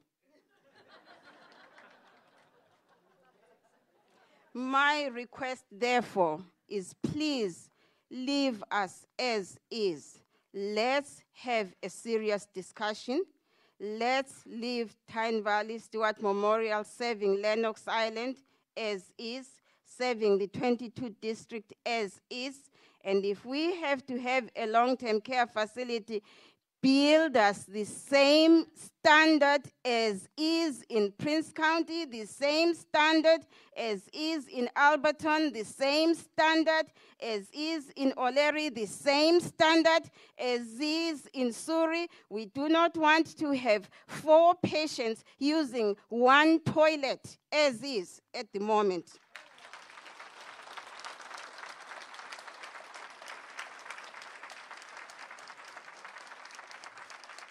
We would like to have a long-term care facility eventually where 1 person, 1 toilet, lovely time with visitors. Thank you very much.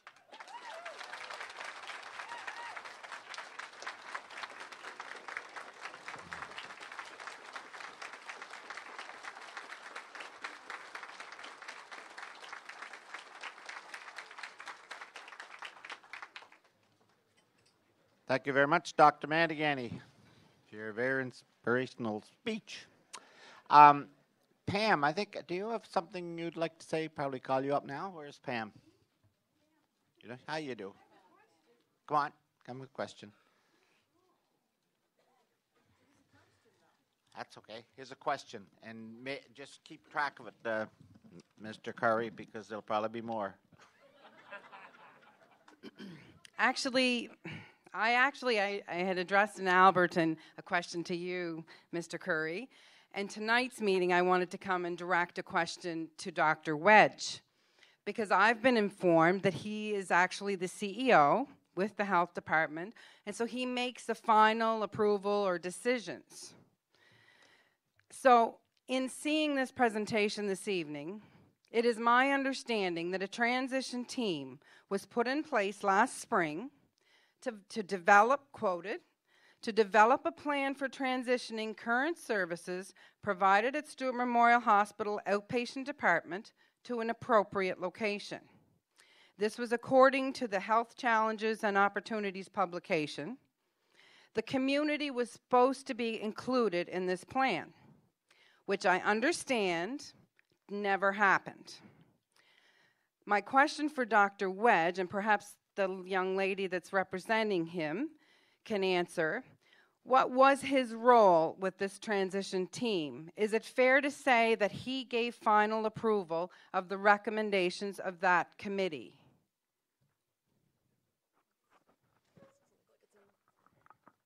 Is this on now? It is? Okay. And it's Jamie McDonald, sorry. Okay. In terms of, thank you. And not to put words in Dr. Wedge's mouth, obviously he's not here, but in terms of the transitionary period, I would like to call, if you could come to speak a few words, Marilyn Barrett. She's the Director of Primary Healthcare Programs on PEI. She can... And she can speak to this piece. And then in terms of who makes the final decision, Dr. Wedge is the acting or interim CEO of Health PEI at the moment. And in terms of decisions made, in terms of any of the divisions and decisions made with those divisions, we meet as a group collectively. There is a team that meets as a group, not specific to this initiative, but any initiatives we're looking at. Dr. Wedge, in his capacity as interim CEO, would meet with us.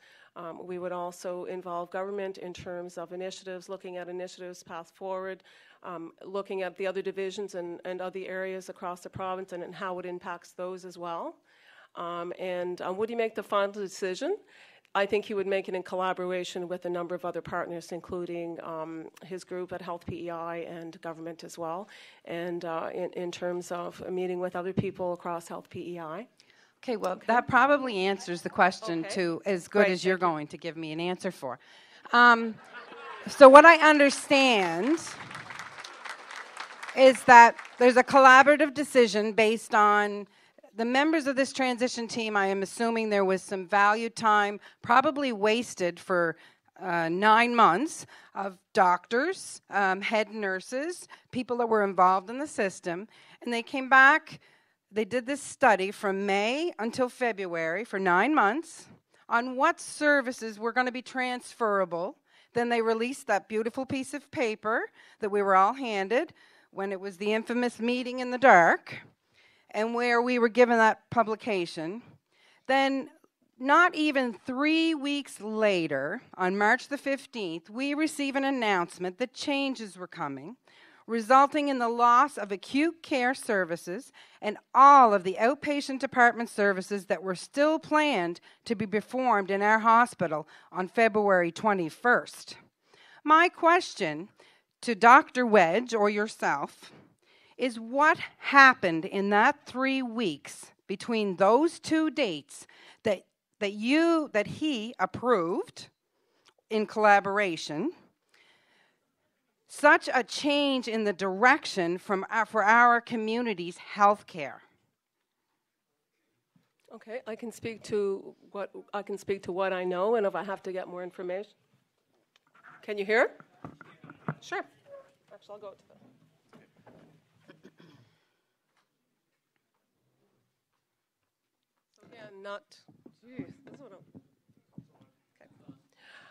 Okay, in terms of the collaboration piece, we talked about that, but there are other items or issues that happened. Budget is one big thing. Okay, so we have to look at all of the budget envelope that were given, that were projected to be given. We have to look at services within each of the divisions. And we have to make sure that we spend the right dollar in the right place and have the patients looked after with the most effective way we can. And with reduced dollars, an aging population, the demographics are going up, and I know it's not just in this area, it's across the province and across the country. So we have aging demographics, we have chronic disease, all of those things are rising and they cost a lot of money. So we have to look at all of the areas across Health PEI where we can make it more efficient and be able to be efficient going forward so we can sustain healthcare here on PEI. So anyway, in that 3-week time frame, I would strongly suggest that Mr. Curry take a look at the presentation on PowerPoint and the results, and you talk about budget and you talk about saving dollars, and tell me where $2 million out of that in total budget is going to save your better access, better health care. 5 beds versus 6,592 people in 1 year visit that hospital for x-ray, for blood services, etc. For the sake of 5 beds, we're going to put out and inconvenience 6,592 people.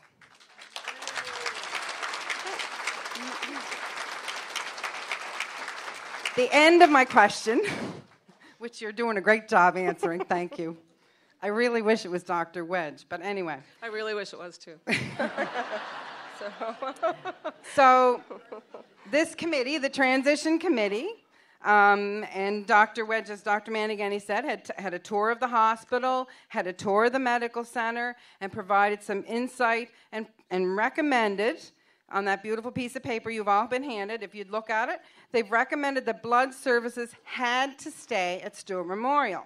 And yet now we continue to hear, even this evening, as well from government officials, local MLAs, that blood services can be moved to the medical center. Now, how is this possible when a committee who studied it for 9 months says it can't be? That's my conclusion. Okay.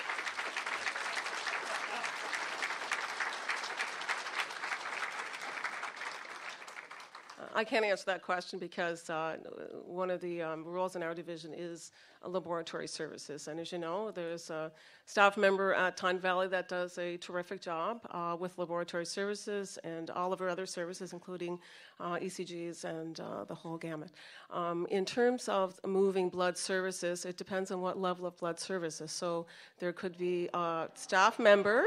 Let me finish, please. There can be a transition to the clinic of blood services.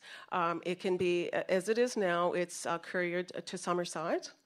And so we need to look, and I know you don't want to hear it has to be the devil is in the details, but it actually is in the details, and that does need to be worked out.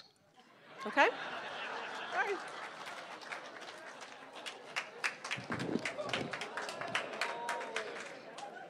The devil in the detail. Dr. Wedge did a ward round on the 24th of February 2012, and between him and I, he realized the blood services could not go to the health center. They are a hospital service.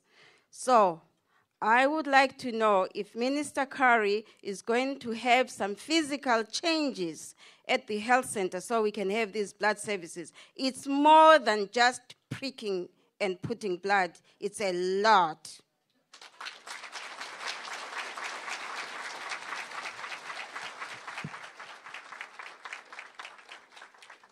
I know we have some more people. I think Lorraine Robinson would like to say a few words now, and anyone else that has questions after this, be ready and we can come up to the mic here.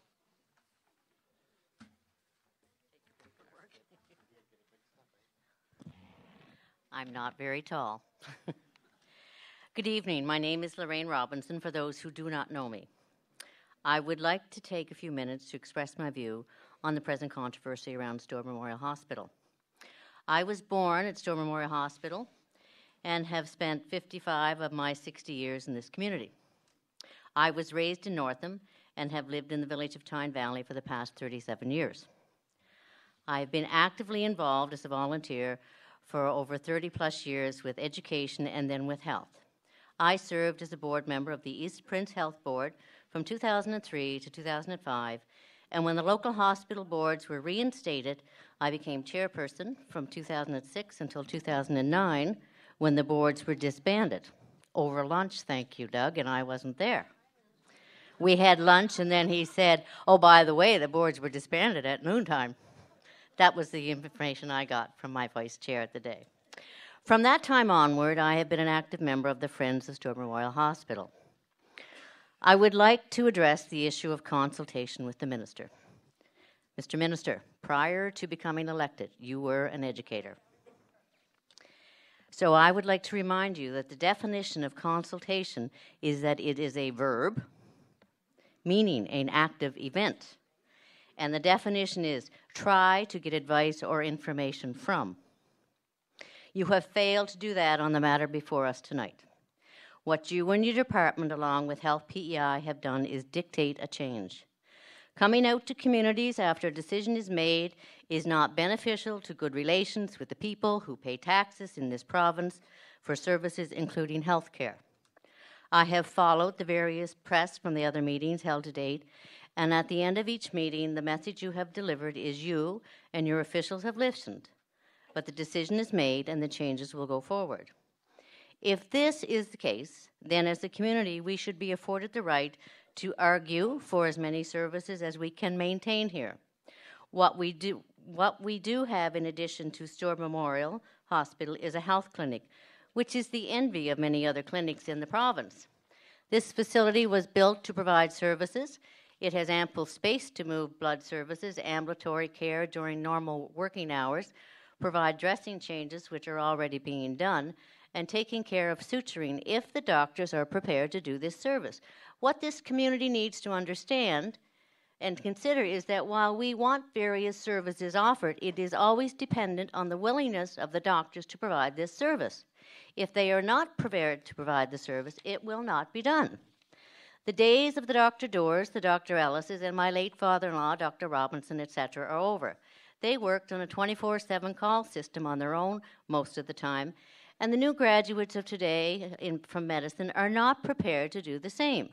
Doctors deserve to have a life outside their profession. Some doctors do not want to do hospital work, only clinic work. We as a community must be open to new delivery models and methods, nurse practitioners, EMTs, etc., providing service. We no longer have an outpatient service. We have limited ability for x-rays, and the present machine will soon reach its life expectancy. The cost of a new x-ray machine and the accompanying cost to put in place will exceed $300,000. This is money which does not come from government. They do not pay for this equipment. It is the foundations and other groups, such as auxiliaries, along with communities who raise the money. The present Stewart Memorial Hospital facility is 62 years old. It is a wooden structure. It will soon be in a situation where a determination will need to be made as to its viability long term. Does it meet the present fire and building codes in this province?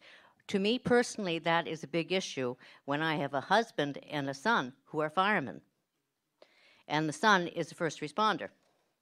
Do the patient rooms meet the standards of care as set for care in this province and in this country?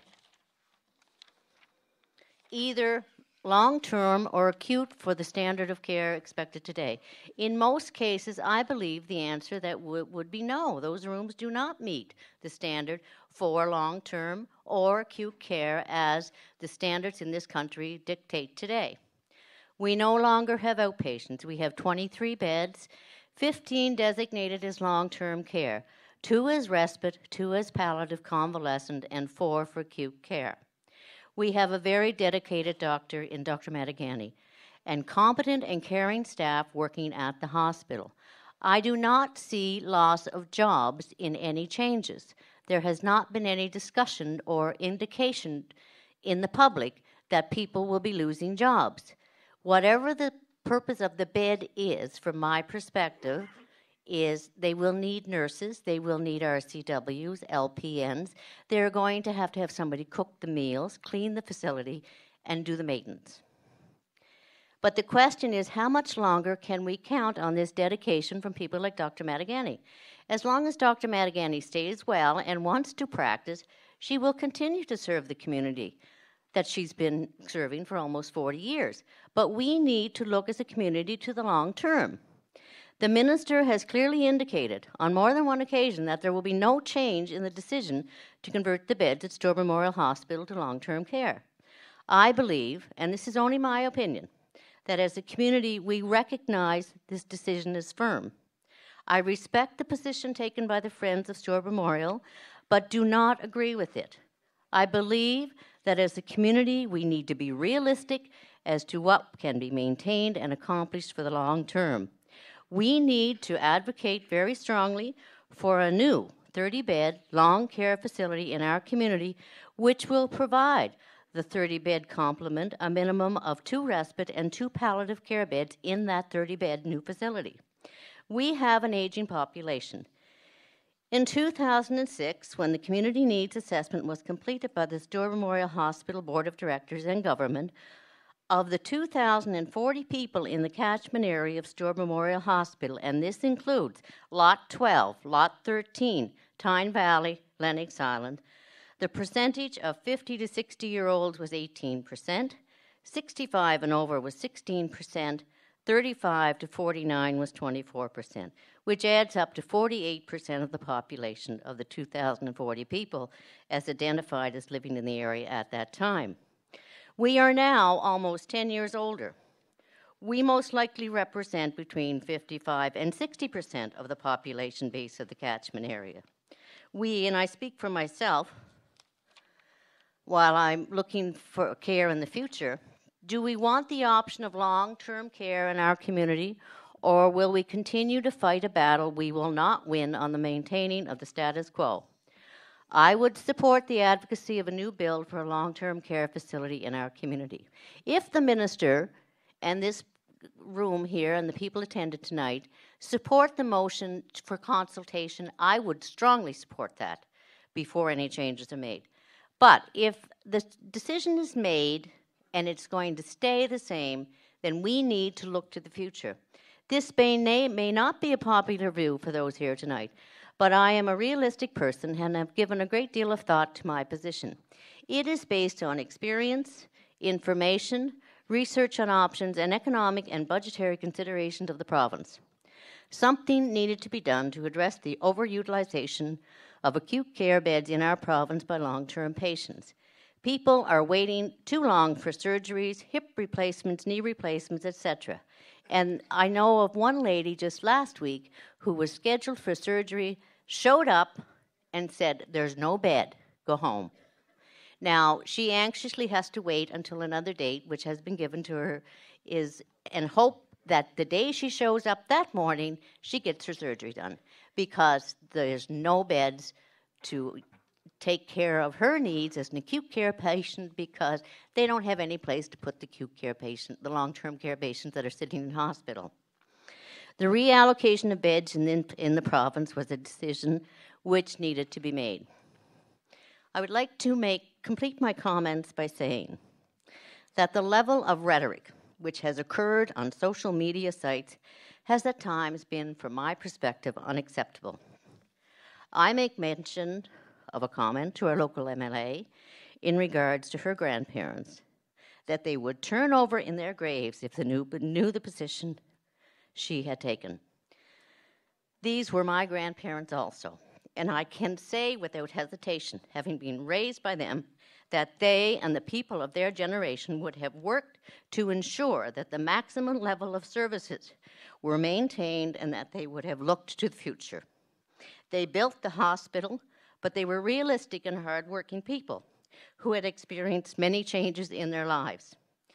These types of comments are uncalled for, and prior to tweeting, think about what the person who is reading your comments is going to think. Thank you.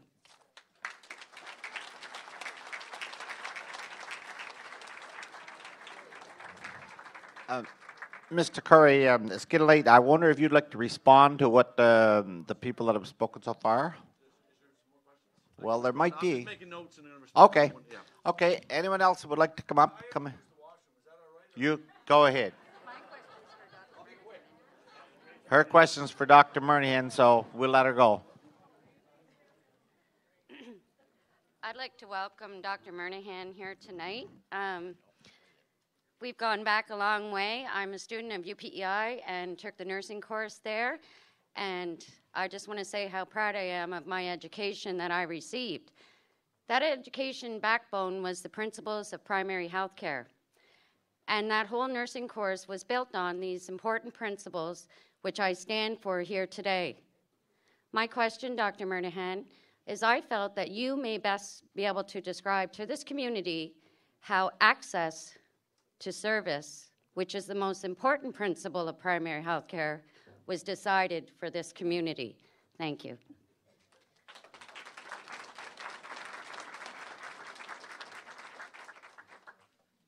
Thank you very much, and I'm glad you enjoyed your course in nursing. How to answer your question has to do with, I've come in and I've been sharing with everybody. My first day as board chair was April Fool's Day. So I just like to share that with you. But one of the things that I am committed to is primary health care and what that looks like to a province such as PEI. What it looks like, we don't know just yet. We're working on it, and I'm using that really carefully. But more importantly, you asked me, where do I come from as a nurse and a nurse educator? And consistently, we need to have services that provide for all the people of PEI.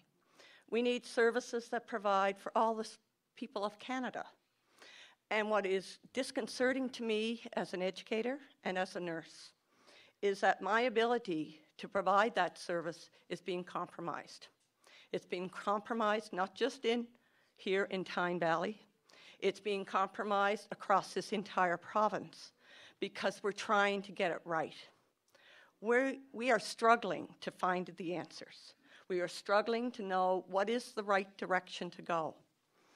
As we go forward, these kind of conversations are troublesome. They're hard to hear, and I'm sitting listening very attentively. But what we are trying to say is we're trying to find the right answers. We're trying to find the right answers to make sure our wait times aren't the worst in the country. We're trying to find the right answers for our long-term care clients who become debilitated because we're keeping them in acute care beds that aren't appropriate care. You've seen it happen as a nurse. We're trying to figure out how to enhance the services for our children and our grandchildren. It's not really about me so much right now. I need a healthcare system that we can direct so that when primary health care services are provided, our children will learn healthier ways of life. Our grandchildren will learn how to access what's the appropriate service by the right provider at the right time. I'm a strong advocate for more than physician services. I'm a strong advocate for stronger than hospital services. Tell you the truth, I don't want to go to the hospital. How many in this room want to? You only want to be there when you need to be there. And when you're there too long, you're darn frustrated because there's no bed for you to get out. And there's nothing in home care to support you in that need. So I want to be really adamant. I'm coming in as board chair on April Fool's Day, but this is no fool's party. This is really about trying to make decisions and choices that are for the best of all people across PEI. We're not trying to compromise you. We're not trying to compromise anybody. We're trying to say, what's the best provider for the best service at the right time? And let's make sure we start thinking about patient populations, people populations. So at the end of the day, if I say people over 65 years of age, what's the services you need? I don't care if it's a hospital or a primary care center, but I want it to be the right service. And we don't have that right yet. And we're trying to figure it out. So does that help answer your question? Yeah, thanks.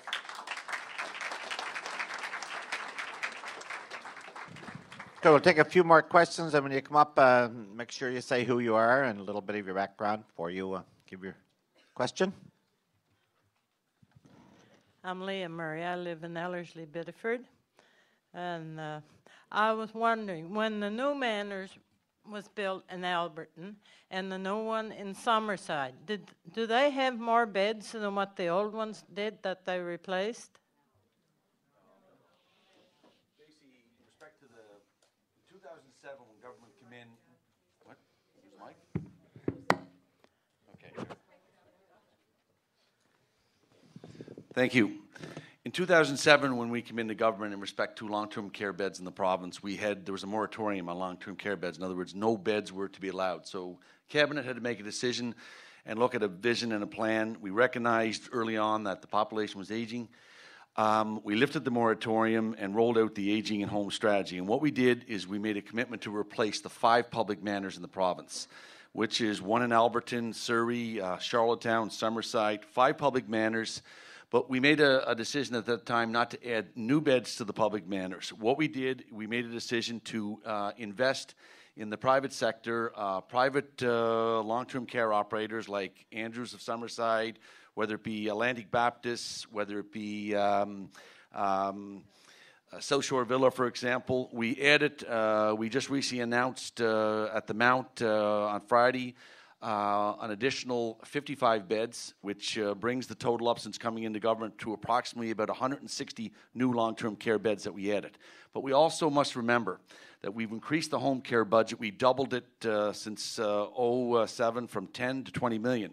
The answer is just not long-term care beds. If you look at the number of beds that we have here in the province compared to other jurisdictions, we have probably on average more long-term care beds per and seniors are saying they want to be at home as long as they can be at home. They don't want to be institutionalized in manners. So we recognize that, but finding the balance between long-term care beds, more spending in home care is a challenge. So that's the approach that government has taken, and we have added more long-term care beds, to answer your question. It's a reality. 1 in 5 Islanders by 2020 are going to be over 65. We've got our baby boomers that are between the ages of 50 and 70 that are moving through our system. And I think I got to it. What I wanted to know, why was there should have been more beds built in those manors, and then we wouldn't be taking over our regional hospitals. That's Just to reiterate your question is that we did add more long-term care beds, but all the long-term care beds went into the private long-term care facilities across Prince Edward Island. some of these places, they cost a lot to stay. Most of us wouldn't be able to afford to stay down in Summerside there at St. Andrews. I visited there. It's a beautiful place, but I could never afford to stay there.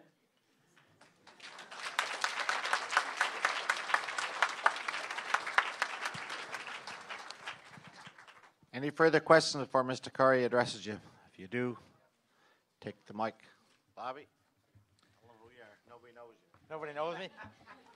Maybe they won't want to know me. Just a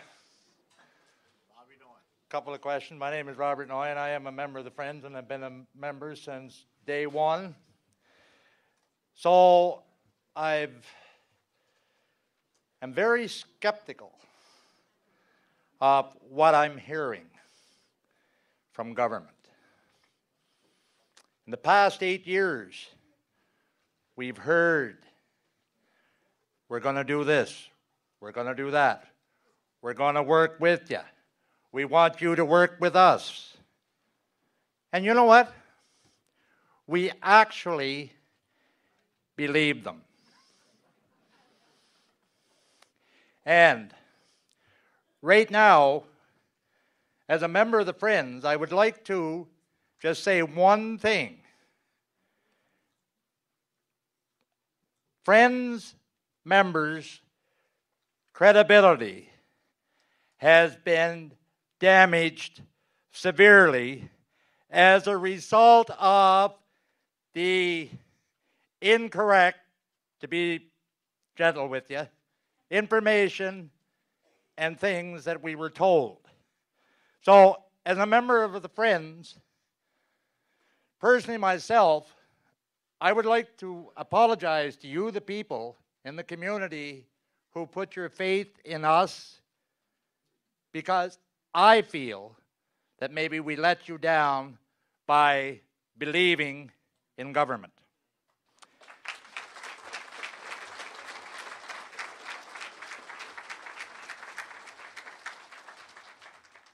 Now, I'm not very bright. Because I did run as a candidate one time, so.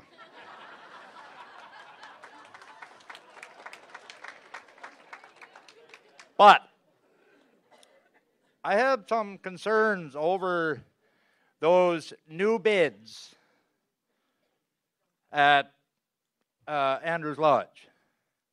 Like, are those new bids that the government is building onto this facility, or are they bids that they already have with people in them already, and now the government is saying, well, yeah, we're going to make 10 new bids, but we're not taking the people out of it. Yeah, Mr. Curry.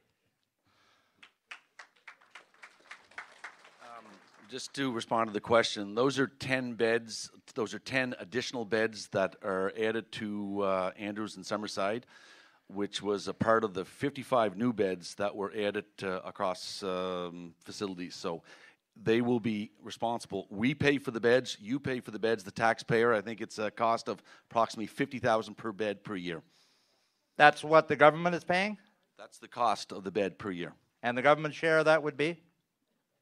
$50,000 per bed. So Andrews would get an allotment of bed. I think Mr. O'Neill oversees and runs the facility. We basically give them 10 additional beds. So we got $500,000 for 10 bids. Am I right? No, I mean, I'm sorry. I told you I'm not very bright. That is the cost. I don't have all the breakdown, but that is the cost. 10 times 50. That's 10 beds in Stratford. So we have $500,000 we're investing for 10 bids at Andrews Lodge. Pretty expensive. What's the cost to run the Stewart Memorial Hospital? And how many beds are there? The Stewart Memorial Hospital right now is basically part of a $22 million budget envelope, okay? But also, keeping in mind, the total budget envelope for primary health care, mental health and addictions, public health, diagnostic services, that does not include physician salaries, is a total budget envelope of $81 million. That does not include services that would some of you may receive or require, whether it's at the PCH or the QEH, or a service that may be required at a province, which is part of the $50 million budget. So there's a range of budget envelopes that are involved just outside. Besides the $22 million, there's all kinds of services wrapped around community hospitals across the province. Exactly, and I'll have to agree with you there.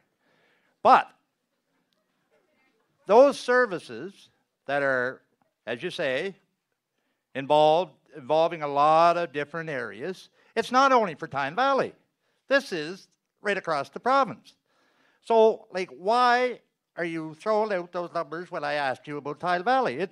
That comes out of the whole envelope.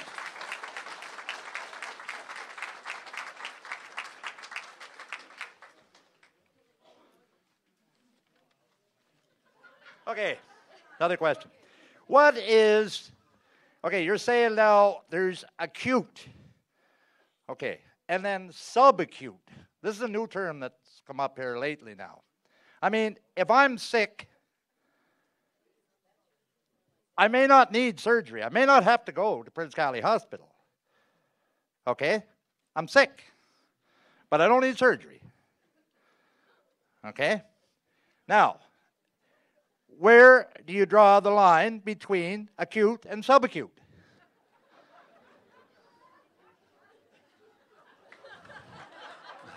Well, Mr. Noy, I'm not a clinician, I'm not a doctor. I'm a politician, but I will give just some numbers. In the province of Prince Edward Island, we've got approximately 500 beds that serve islanders. It could be a range of convalescent, palliative, acute. 80 of our 200 medical beds, which is for our most sick islanders, 80 of our 200 beds today are being used for non-acute patients. As a result, long wait times in emergency rooms, long wait times for people trying to get placement. We've got beds that are not, we've got facilities that are not fully using all their beds. Like the occupancy in certain facilities is not at capacity. So what we're looking at doing is trying to use our resources and our assets to their full potential. So that means whether someone in this community needs a hip and a knee, they're not going to wait for 2-3 days in the emergency room in Charlottetown for that procedure. We're going to move them in, get them into their bed, do their post-op recovery for 2 days, 2.5 days, 3 days. Then they'll be transferred out to another facility for the back end of the convalescent or the restorative care to get them back home. The system right now is not working. We have to continue to utilize the resources and the assets we have. I get the calls every day from the senior, from the daughter, the son, of somebody whose mother or father has been sitting in an emergency situation at the QEH because there's no beds freed up because we've got non-acute patients that we're trying to find placement for. So it's about just how we flow and use the beds. It's about utilizing our resources to their full potential. Thank you, sir.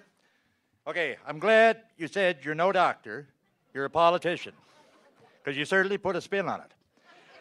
But the whole thing is, if you would do consultation with the communities involved, then I firmly believe that you would have some answers as to your acute and subacute. If you talk to the doctors involved, like bureaucrats do not know the needs of our community.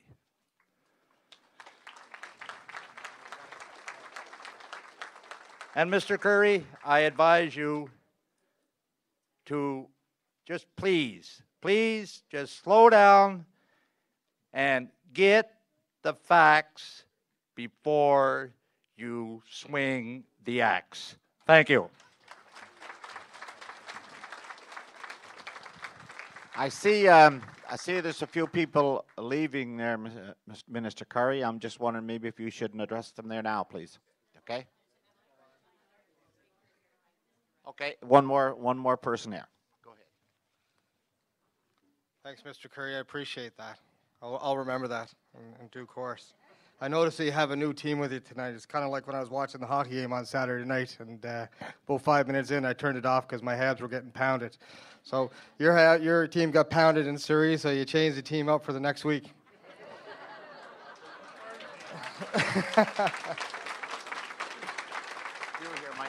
Yeah. So if people don't already know who I am, my name is Mike Redmond. I'm the leader of the NDP of Prince Edward Island. Thank you. So I just want to clarify something that Rod had made a comment on, and he said that he worked with all governments, and they did a equally miserable job with the healthcare system, but you never worked with an NDP government in Prince Edward Island. But we're going to make sure that changes in 2015. I want to make a point, if I could. We talked about the Charlottetown meeting, and we discussed the fact that nobody showed up. But please don't think that people from Charlottetown don't care about your healthcare system. They know there's problems, and they want to be part of the solutions. Sometimes meetings, you have to find out about meetings before you know you can actually go, right? And there was no information, and people will tell you that they did not know. And the nurses care, and the doctors care, and the people in administration, the QEH, they care. And fundamentally, they support you, and they support rural PEI as well. So don't think this is an urban and a rural issue. It's not. It's a Prince Edward Island issue. I think it's very appropriate that we're here today and it's fishing season, because it seems like government's put the rods in the water and hoping to land something that you guys will digest. And obviously it's not going to happen here tonight, as it didn't happen in the last 2 meetings. So my question is, and a couple comments, why is government discussing these changes with island taxpayers, staff, patients, after decisions have already been made? If changes are necessary, the evidence should speak for itself, and the direction of change should benefit from buy-in from all islanders. Arbitrary decisions without consultations and without proposing options to address problems alienates those who use and need the healthcare system most importantly, and most importantly, those who pay for it, and that's everybody in this room. We've created anxiety, we've created issues within our community, fear within our community, and we have to ask ourselves a couple fundamental questions. We seem to find money for 2014 celebrations, for highways to nowhere. We seem to be able to find money for whatever we want to spend it on. We even found $1 million to investigate online gambling, for whatever purpose that was going to serve. But let's not forget that we're islanders, and farming and fishing and tourism are the backbone of our society, and it's very important that government never ever forgets that, and that's not done in Charlottetown. It's done in rural PEI.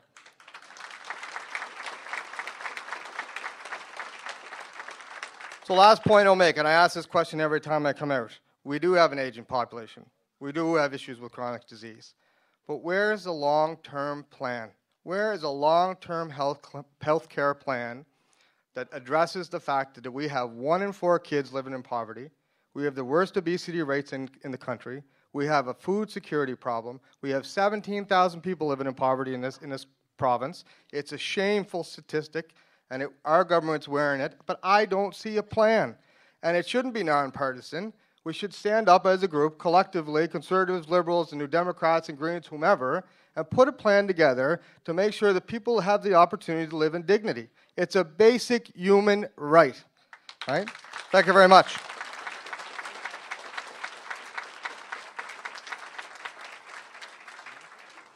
I believe there's a couple more here, Doug, so we'll get Natasha.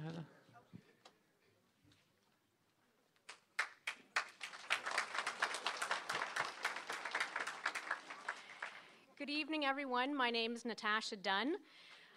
I'm from Alberton. I am the chair of Save Western Hospital ER, and I also sit on the Island-wide hospital access team. There are folks here from Souris that I saw coming in. There are reps here on this committee from O'Leary and Alberton and Tyne Valley here as well. So you need to know that this isn't just a Tyne Valley issue, this is a whole island issue, and it affects everybody.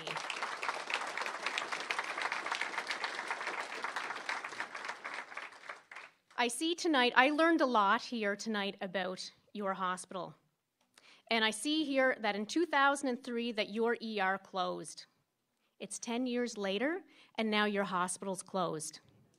So when I look at Western Hospital, that's what I'm afraid of. Mr. Murphy, you have a gorgeous little girl that I saw in the Save Easy last night. And we need to band together to secure health care for all of PEI. All of us rural islanders, we need to stick together and band together on this.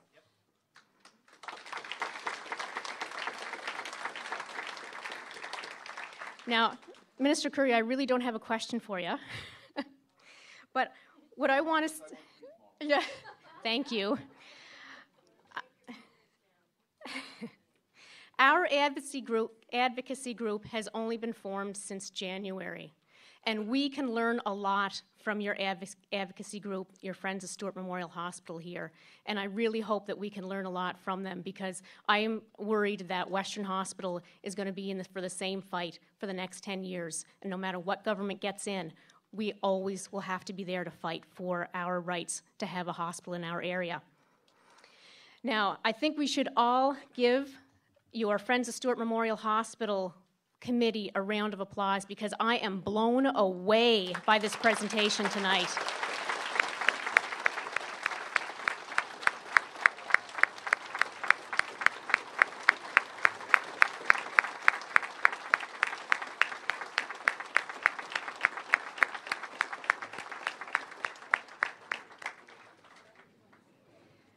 I'm telling you, we're making notes and we're taking down we're getting lots of pointers. So if this has to happen in Western Hospital down the road, and I pray to God that it doesn't, but if it does, we're going to be calling your committee and saying, we need help, we need your advice, and how can we do this together? And it hasn't been mentioned here yet tonight, and I imagine somebody from your committee will mention it as well, but there is a rally at the legislature this Thursday at 6:30. At 6:30, there's a meeting at Peaks Key, and then we'll be marching on to the legislature for 7 o'clock. Our bus is leaving Alberton at 4:30, and Mr. Noy will take it over from here. Thank you. Just a quick follow-up on that one. We are going to be having buses going from here as well, from the school. So anybody here tonight that would like to go down to this rally, at the end, I'll be sitting right over here at the table. We'll take your names and we'll make sure that we have transportation for you. Okay? Thank you.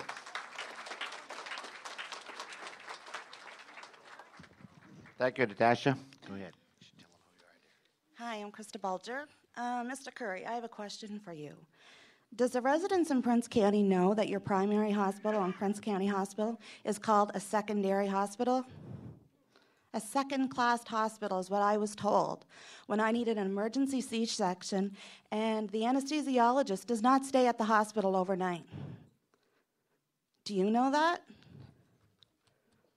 I'm asking you the question, Mr. Curry.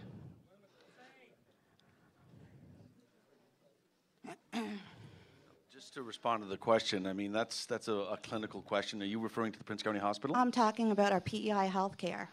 Okay. That this is supposed to be a main hospital is what you're telling all the residents of Prince County. Sure, yeah.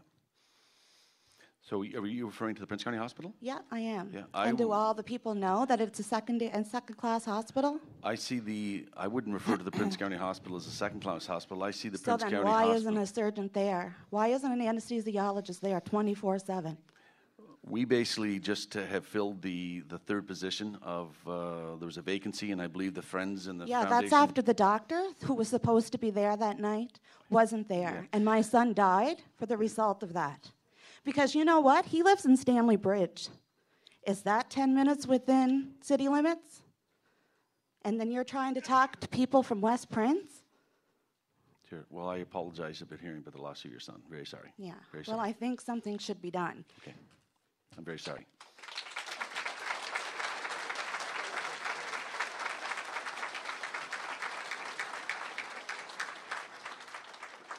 Minister Curry, I was just wondering, when Mr. McNeil was going through the figures here tonight of the actual number of acute care beds that we need right now, what would be accurate? The 37, the 67, or the 120? What would be an accurate no acute care beds.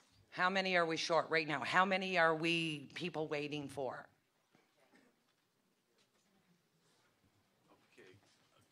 Can you clarify the question just a little bit so I can understand? Acute I know care- Dr. Bandon's here, and he might be able to give some Okay, clinical... well, you're telling us that we have a shortage of acute care beds. How many? Right now, how many people are waiting to get into acute care No. beds that can't get in? No, I didn't say there was a shortage of acute care beds. I said we have to utilize our acute care beds, which the acute number of medical beds we have in the province is 200. I think the approximate number of total beds is around 500 in the province. But we have got approximately 200 acute care beds for acute patients. 80 of those beds at any given day are being used for non-acute patients. So that's the whole discussion and the direction to make sure that we use all of those beds, particularly our acute care beds, to their full capacity and make sure that we have beds available for our most sick islanders when they need it. That's what I thought you said. So why would you close acute care beds in Tyne Valley?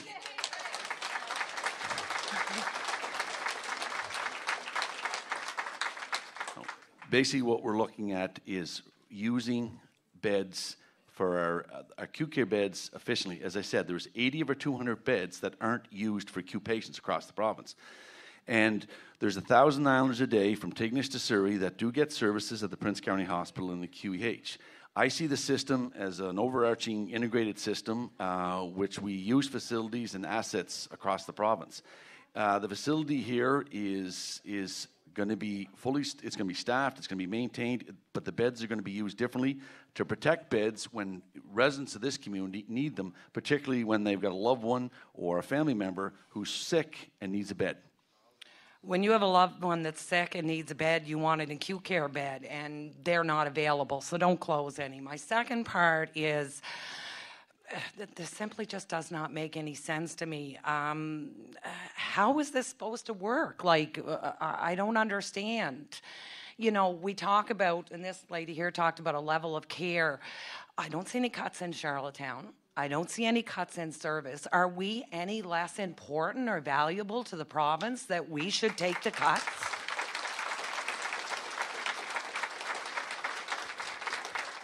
Just in respect to facilities across the province of Prince Edward Island, basically, I'm looking at facilities, whether it be services here in the community or whether it's a need of a service in Summerside or Charlottetown. It's not about taking away, it's about stabilizing and trying to protect what we have. It may obviously look different, but once again, as we talked about, and it was mentioned tonight, healthcare has been evolving in this province. It's going to continue to evolve. Governments, both at the provincial level, have had to make decisions to continue to adjust and evolve the system forward. So it's a very complex file. It's a very difficult file, and status quo right today is not working, particularly when we've got long wait times for islanders trying to get into emergency rooms who are sitting on stretchers, waiting to get into beds, because we do have beds that aren't being used across the province. There's vacant beds in the facilities across the province of Prince Edward Island today. We need people in those beds, whether it's for acute patients, whether it be convalescent, whether it be restorative, palliative. We need to use all our beds. Yeah, I believe that, but closing more, it makes no sense to me. I'm sorry, no matter which way you put it, closing acute care beds. And I think, like was mentioned here tonight, yes, we need long-term care beds. My mother's 86 years old. 3 times in the last 3 months, she needed an acute care bed and could not get one. In Summerside, not Tyne Valley. You took the mattresses off the beds in Tyne Valley, so I had to take her home sick because there was no bed. I want a long-term care facility. I want something decent, respectable, and I deserve exactly as good as Summerside's got. So don't tell me that you're going to turn Tyne Valley into a long-term care facility. Don't want to hear it. I have two more quick questions. Since you came into power, how many acute care beds across this province have you closed? In Alberton, in O'Leary, and Tyne Valley, and in eastern end of the island? Or converted? I can't speak specifically to the number, but the number of total beds, there's over approximately 500 beds in the province. You should be able to speak specifically. We haven't closed any beds in the province of Prince Edward Island. We basically have realigned and are using beds to meet the different needs in different communities. Because one thing I shared tonight is that we basically, as the minister, I've got the responsibility of the full $570 million budget across the province. If your mother, as you said, needs an acute care bed, it's a damn shame that she goes to the PCH and doesn't get timely access to an acute care bed in Summerside when she needs it the most. That's exactly what we're talking about here tonight. The other thing we're talking about is making sure that we have beds available from Islanders from tip to tip, whether if you have if you need cardiac care, neurosurgery, complex cancer treatment, that we're there for Islanders to make sure that you get to the VG in Halifax, the IWK, if you're a high-risk pregnancy, that we get you to the Victoria General, we get you to Moncton. Those are services, as I indicated, 25,000 Islanders were transported or were given services outside the province, which is part of the second largest budget, hospital budget in the province. That's the out-of-province budget, which is larger than the Prince County Hospital budget. Mr. Curry, you don't understand and you're not listening. My mother does not want to go to Halifax Hospital. She does not want to go to Moncton Hospital. She wants to come to her family doctor in her community with nurses that love and care about her in an acute care bed. That's what she wants, not to be spread all over the island.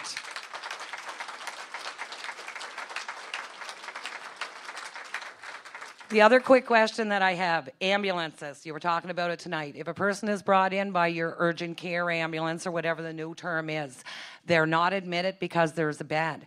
How much is that going to cost? Last year, 2 times to the hospital, no bed at a cost of $150 a pop. So you can do rapid response all you want, but if you got a senior that's going to stay home until they're deathly ill because they're afraid that they won't be admitted and they'll have to pay for it, I'm, you might say being dramatic, this will cost lives. Thank you. Okay, we're going to have another question, then we're going to have a vote on that motion that we had, so I'll ask everyone to stay, please. Don't leave unless you really have to. We're going to have a vote right after the next question. Hi, I'm Marilyn Sark from Lennox Island. I just want to clarify something quickly. When you built the new manors, when the government built the new manors, they were just replacement manors. No beds were added. But now the government is saying they're opening up new beds in private facilities. Are you opening up new beds, or are you simply paying these places for people that are already in the beds? There's no new beds being opened up. Just money, just that the government is paying instead of private patients. Just for clarity, all the beds that have been added since 2007 are gone to the private sector. So we've added approximately 160. We just added 55 new beds. So those are new beds, physical beds in facilities across Prince Edward Island. Those are beds that were already in the facilities, but you're now paying for.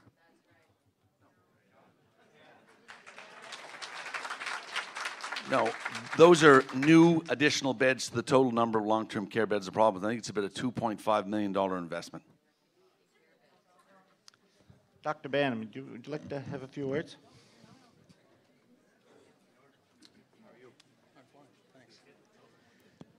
My name is Dave Bannon. I'm the president of the Medical Society of Prince Edward Island. Sorry. Dr. Manigani, it's my pleasure. I came because I wanted to hear. I wanted to know. I wanted to know what the issues are that are relevant. I didn't get a chance to go to the earlier town meeting because I was out of town with my father's birthday. He made 80.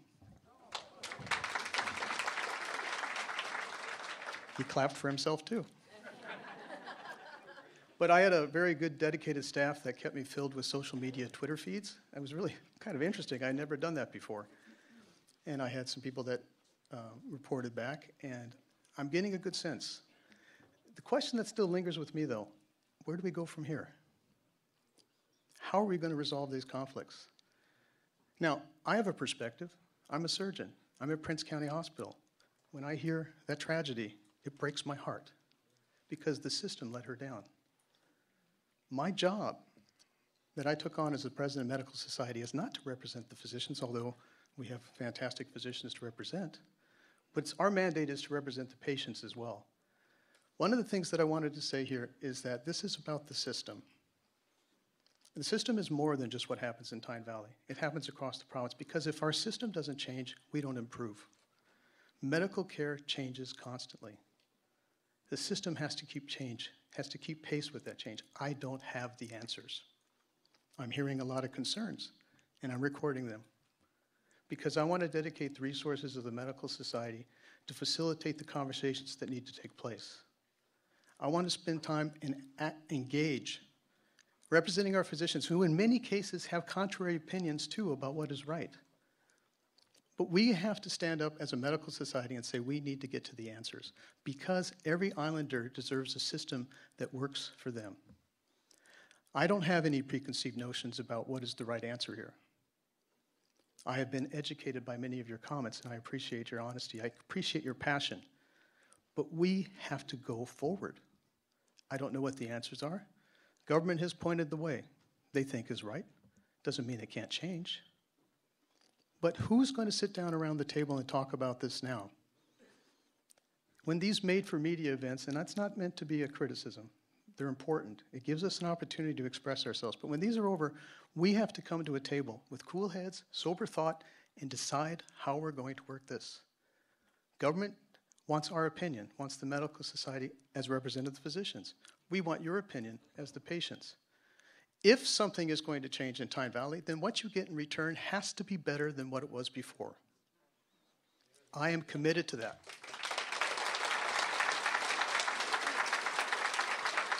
And it is possible to do it. I got to be honest with you, I'm a little uncomfortable with some of the negativity. This is the chance to make things better. Because we have stories all through of our system where the system has let us down. We all know these things. I don't want to do that anymore. I want Prince Edward Island to be a light on the hill that says we were able to solve our own problems as a healthcare delivery system. Why can we do that where Alberta and Ontario are never going to be able to do it? Because we're small enough. We're personal, we know each other, and we can have conversations. So when these meetings are over, I promise the Medical Society is going to wade in and try to get people talking to each other so we can move this forward and get to some answers. Feel free to contact me, use the resources. That's where I want to go.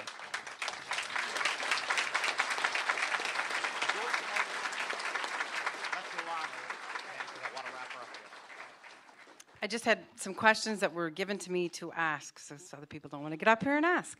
The rapid response team in Alberton, when they were referred to that service, one lady had voiced a concern that the actual rapid response could actually, she lived in St. Felix, and that vehicle would be covering from Hunter River to St. Felix, and it would have to be this hugely rapid vehicle to get there to save her life. And Dr. Wedge stood up and said no, that the rapid response vehicle would be covering, the area of coverage was from Portage to Tignish. And Alberton, I don't know how many people are here, it said Portage to Tignish. That's what Dr. Wedge said. If it's Richmond, great, because we are that lost hole sometimes between Summerside and O'Leary. The other question is somebody had a concern. If a rapid response vehicle responds to your house and then they issue an ambulance, is there 2 fees for service? So you charge for the rapid response vehicle and then again for the ambulance call? Thanks very much for your question, folks. I appreciate that. Just to clarify the first one, so the area will be encompassing, so you don't have to worry. They will be included in Tyne Valley. The second part of the question is no, you won't be charged a fee for the rapid response. So the rapid response will be dispatched immediately to the emergency right on the heels of that, an ambulance will be dispatched as well. So there will not be a delay in care for the ambulance. The issue is that the rapid response is going to be able to get there quickly, and they're going to start administering care immediately. The real advantage is kind of how I highlighted it before. Once they transfer care to that oncoming crew, they're now back available. Where typically an ambulance would have to transport the patient to the receiving facility, they're going to be able to transfer care very quickly to the advanced care paramedic or primary care paramedic, and they're going to be able to be available for the next call. So where in some cases we would have to pull a resource from another area before we would get one back into the area, the rapid response is going to be available immediately. If I can, just while I have the platform, I'll make one other clarification as well. There's always a lot of questions around response times, and we do report our response times. They're on our website, Island EMS. We're not required to. Response times are all across Canada, each EMS service. Some of them have different requirements as to what they meet. I'll explain ours in PEI just a little bit. When we measure 90% of the time, it actually encompasses 100% of all of our calls. So people kind of tend to think that we're not counting the high call volume or the calls that can take a little bit longer. All of the calls are included in that. In fact, they'll actually lower our response time if we have prolonged responses. So when we say 90%, let's say it took 20 minutes to get there 90% of the time, that's encompassing the calls that took 2 seconds, and it's also encompassing the calls that took 45 minutes. Every call is included in there. It's just an average because otherwise it would make it difficult to tell other people what the response is. 90% is a Canadian standard. It's what all services use across Canada. The other thing that I'll say for Prince Edward Island is our response times are not, we're working every day to make them better and better. We encompass on our website 100% of every call in Prince Edward Island. There isn't a call that isn't on our stats.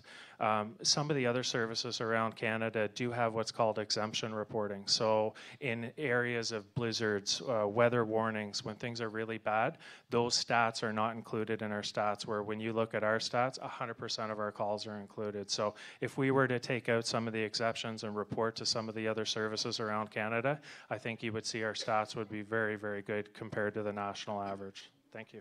Thank you. Just one quick final comment, just based on Dr. Bannon's comment. I do appreciate the fact that he's talking about listening to what the people want and trying to meet the needs of the community. I also do appreciate the fact that he hears negativity. But I've learned something in life, if nothing else. When I'm dealing with difficult, challenging clients that I have to force that they have to go to a change, there's a problem, there's an issue, you have to address it. If I don't sit down and work with those individuals, they're going to tell me to politely F off. Done deal. That is the issue here. There should have been consultation with this community. We could have had this very venue to talk about these issues that are facing us, not something forced upon you to say closure. Not we're going to meet some of these needs, we're going to be in the details or whatnot, but that's the negativity you hear, and it's just people with a passion that are showing emotion, because reality is I have an aunt who has a black phyology. My uncle said, if that hospital closes, she's dead, because a 20-minute EpiPen will not get her to Summerside nor Alberton. That's the reality, because at 16 minutes when he got her there the last time, her airway was completely blocked off. That is one small sample, and I'm sure there are many others. And yes, we have worked hard over the years to build a hospital, to have great staff and great care. I've sat with my grandmother for respite, who I gladly was appreciative of the fact that my mom got a break looking after her. And I've sat with my grandfather when he's in his dying days, and those were wonderful times when you have to look at saying goodbye to somebody, to have individuals, nurses, staff that you care and are part of this community. It's important to people, and they are equal. We are equal. We pay the same tax dollar as any other individual, and we do deserve to have the same care. My only comment to Dr. Bannon was the negativity is, it's just too bad. If we consulted, if you work with people, they might not like the end result, but at least they feel like they were part of it. That's it. Okay, Minister Curry, we're going to the resolution's up on the board. We're going to vote on that, and then we'd like for you to come up and ask everyone to please stay around to hear what Mr. Curry has to say. So, could we have there's the motion that was made by Irene McLean a while ago. Could we have a standing vote on that, please? All in favor of that motion, please stand.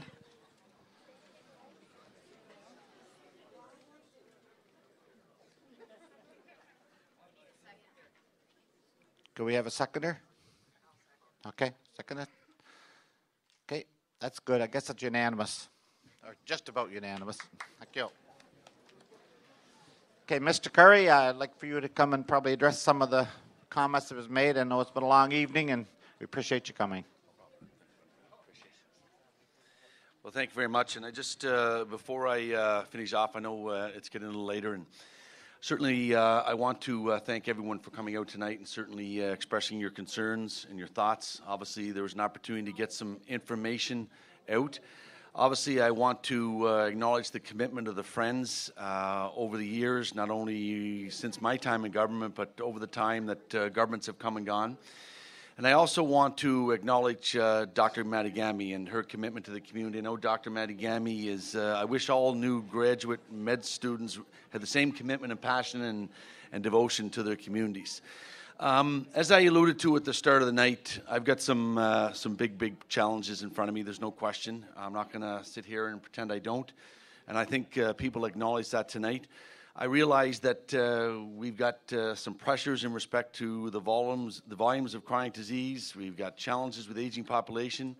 We also have intense pressure on services, not only in communities across Prince Edward Island, but at the PCH and the QEH and services that are required outside the province. So as the minister, I have to continue to look at the big picture and try to manage a system that is evolving and changing, and there's high expectations on here in the province of Prince Edward Island. But certainly I'm dedicated to continue to work with communities. I know that the issue was raised tonight a number of times in respect to the facility here in the community. We're fortunate that we have a new facility across the street, which I hope to see fully deployed for services that are accessible to all community residents. But I think that we need to continue to have more conversations about what could be. I know there were some issues raised with the facility here that has served the community very well. I'm interested in learning more about that. And as I learn more about that, we'll continue to have conversations with the community about what that may look like. And it's just like certainly Dr. Madigami, I know that I wish she could work for another 10 years, but I'm not going to put that expectation on her. Just like facilities do age and facilities change, so I'm looking forward to more assessment. I haven't got anything formal or final on that, but we'll engage with the group, and I know that it was mentioned tonight by individuals that they'd certainly like to welcome and embrace the future of healthcare, not only tomorrow, but into the future, and I'm certainly committed to doing that. So thank you very much for coming out tonight. Thank you. Thank you again, everyone, for coming, and we hope that we can move on from this, and we'll likely be in touch with Minister Curry down the road. Thank you again for coming.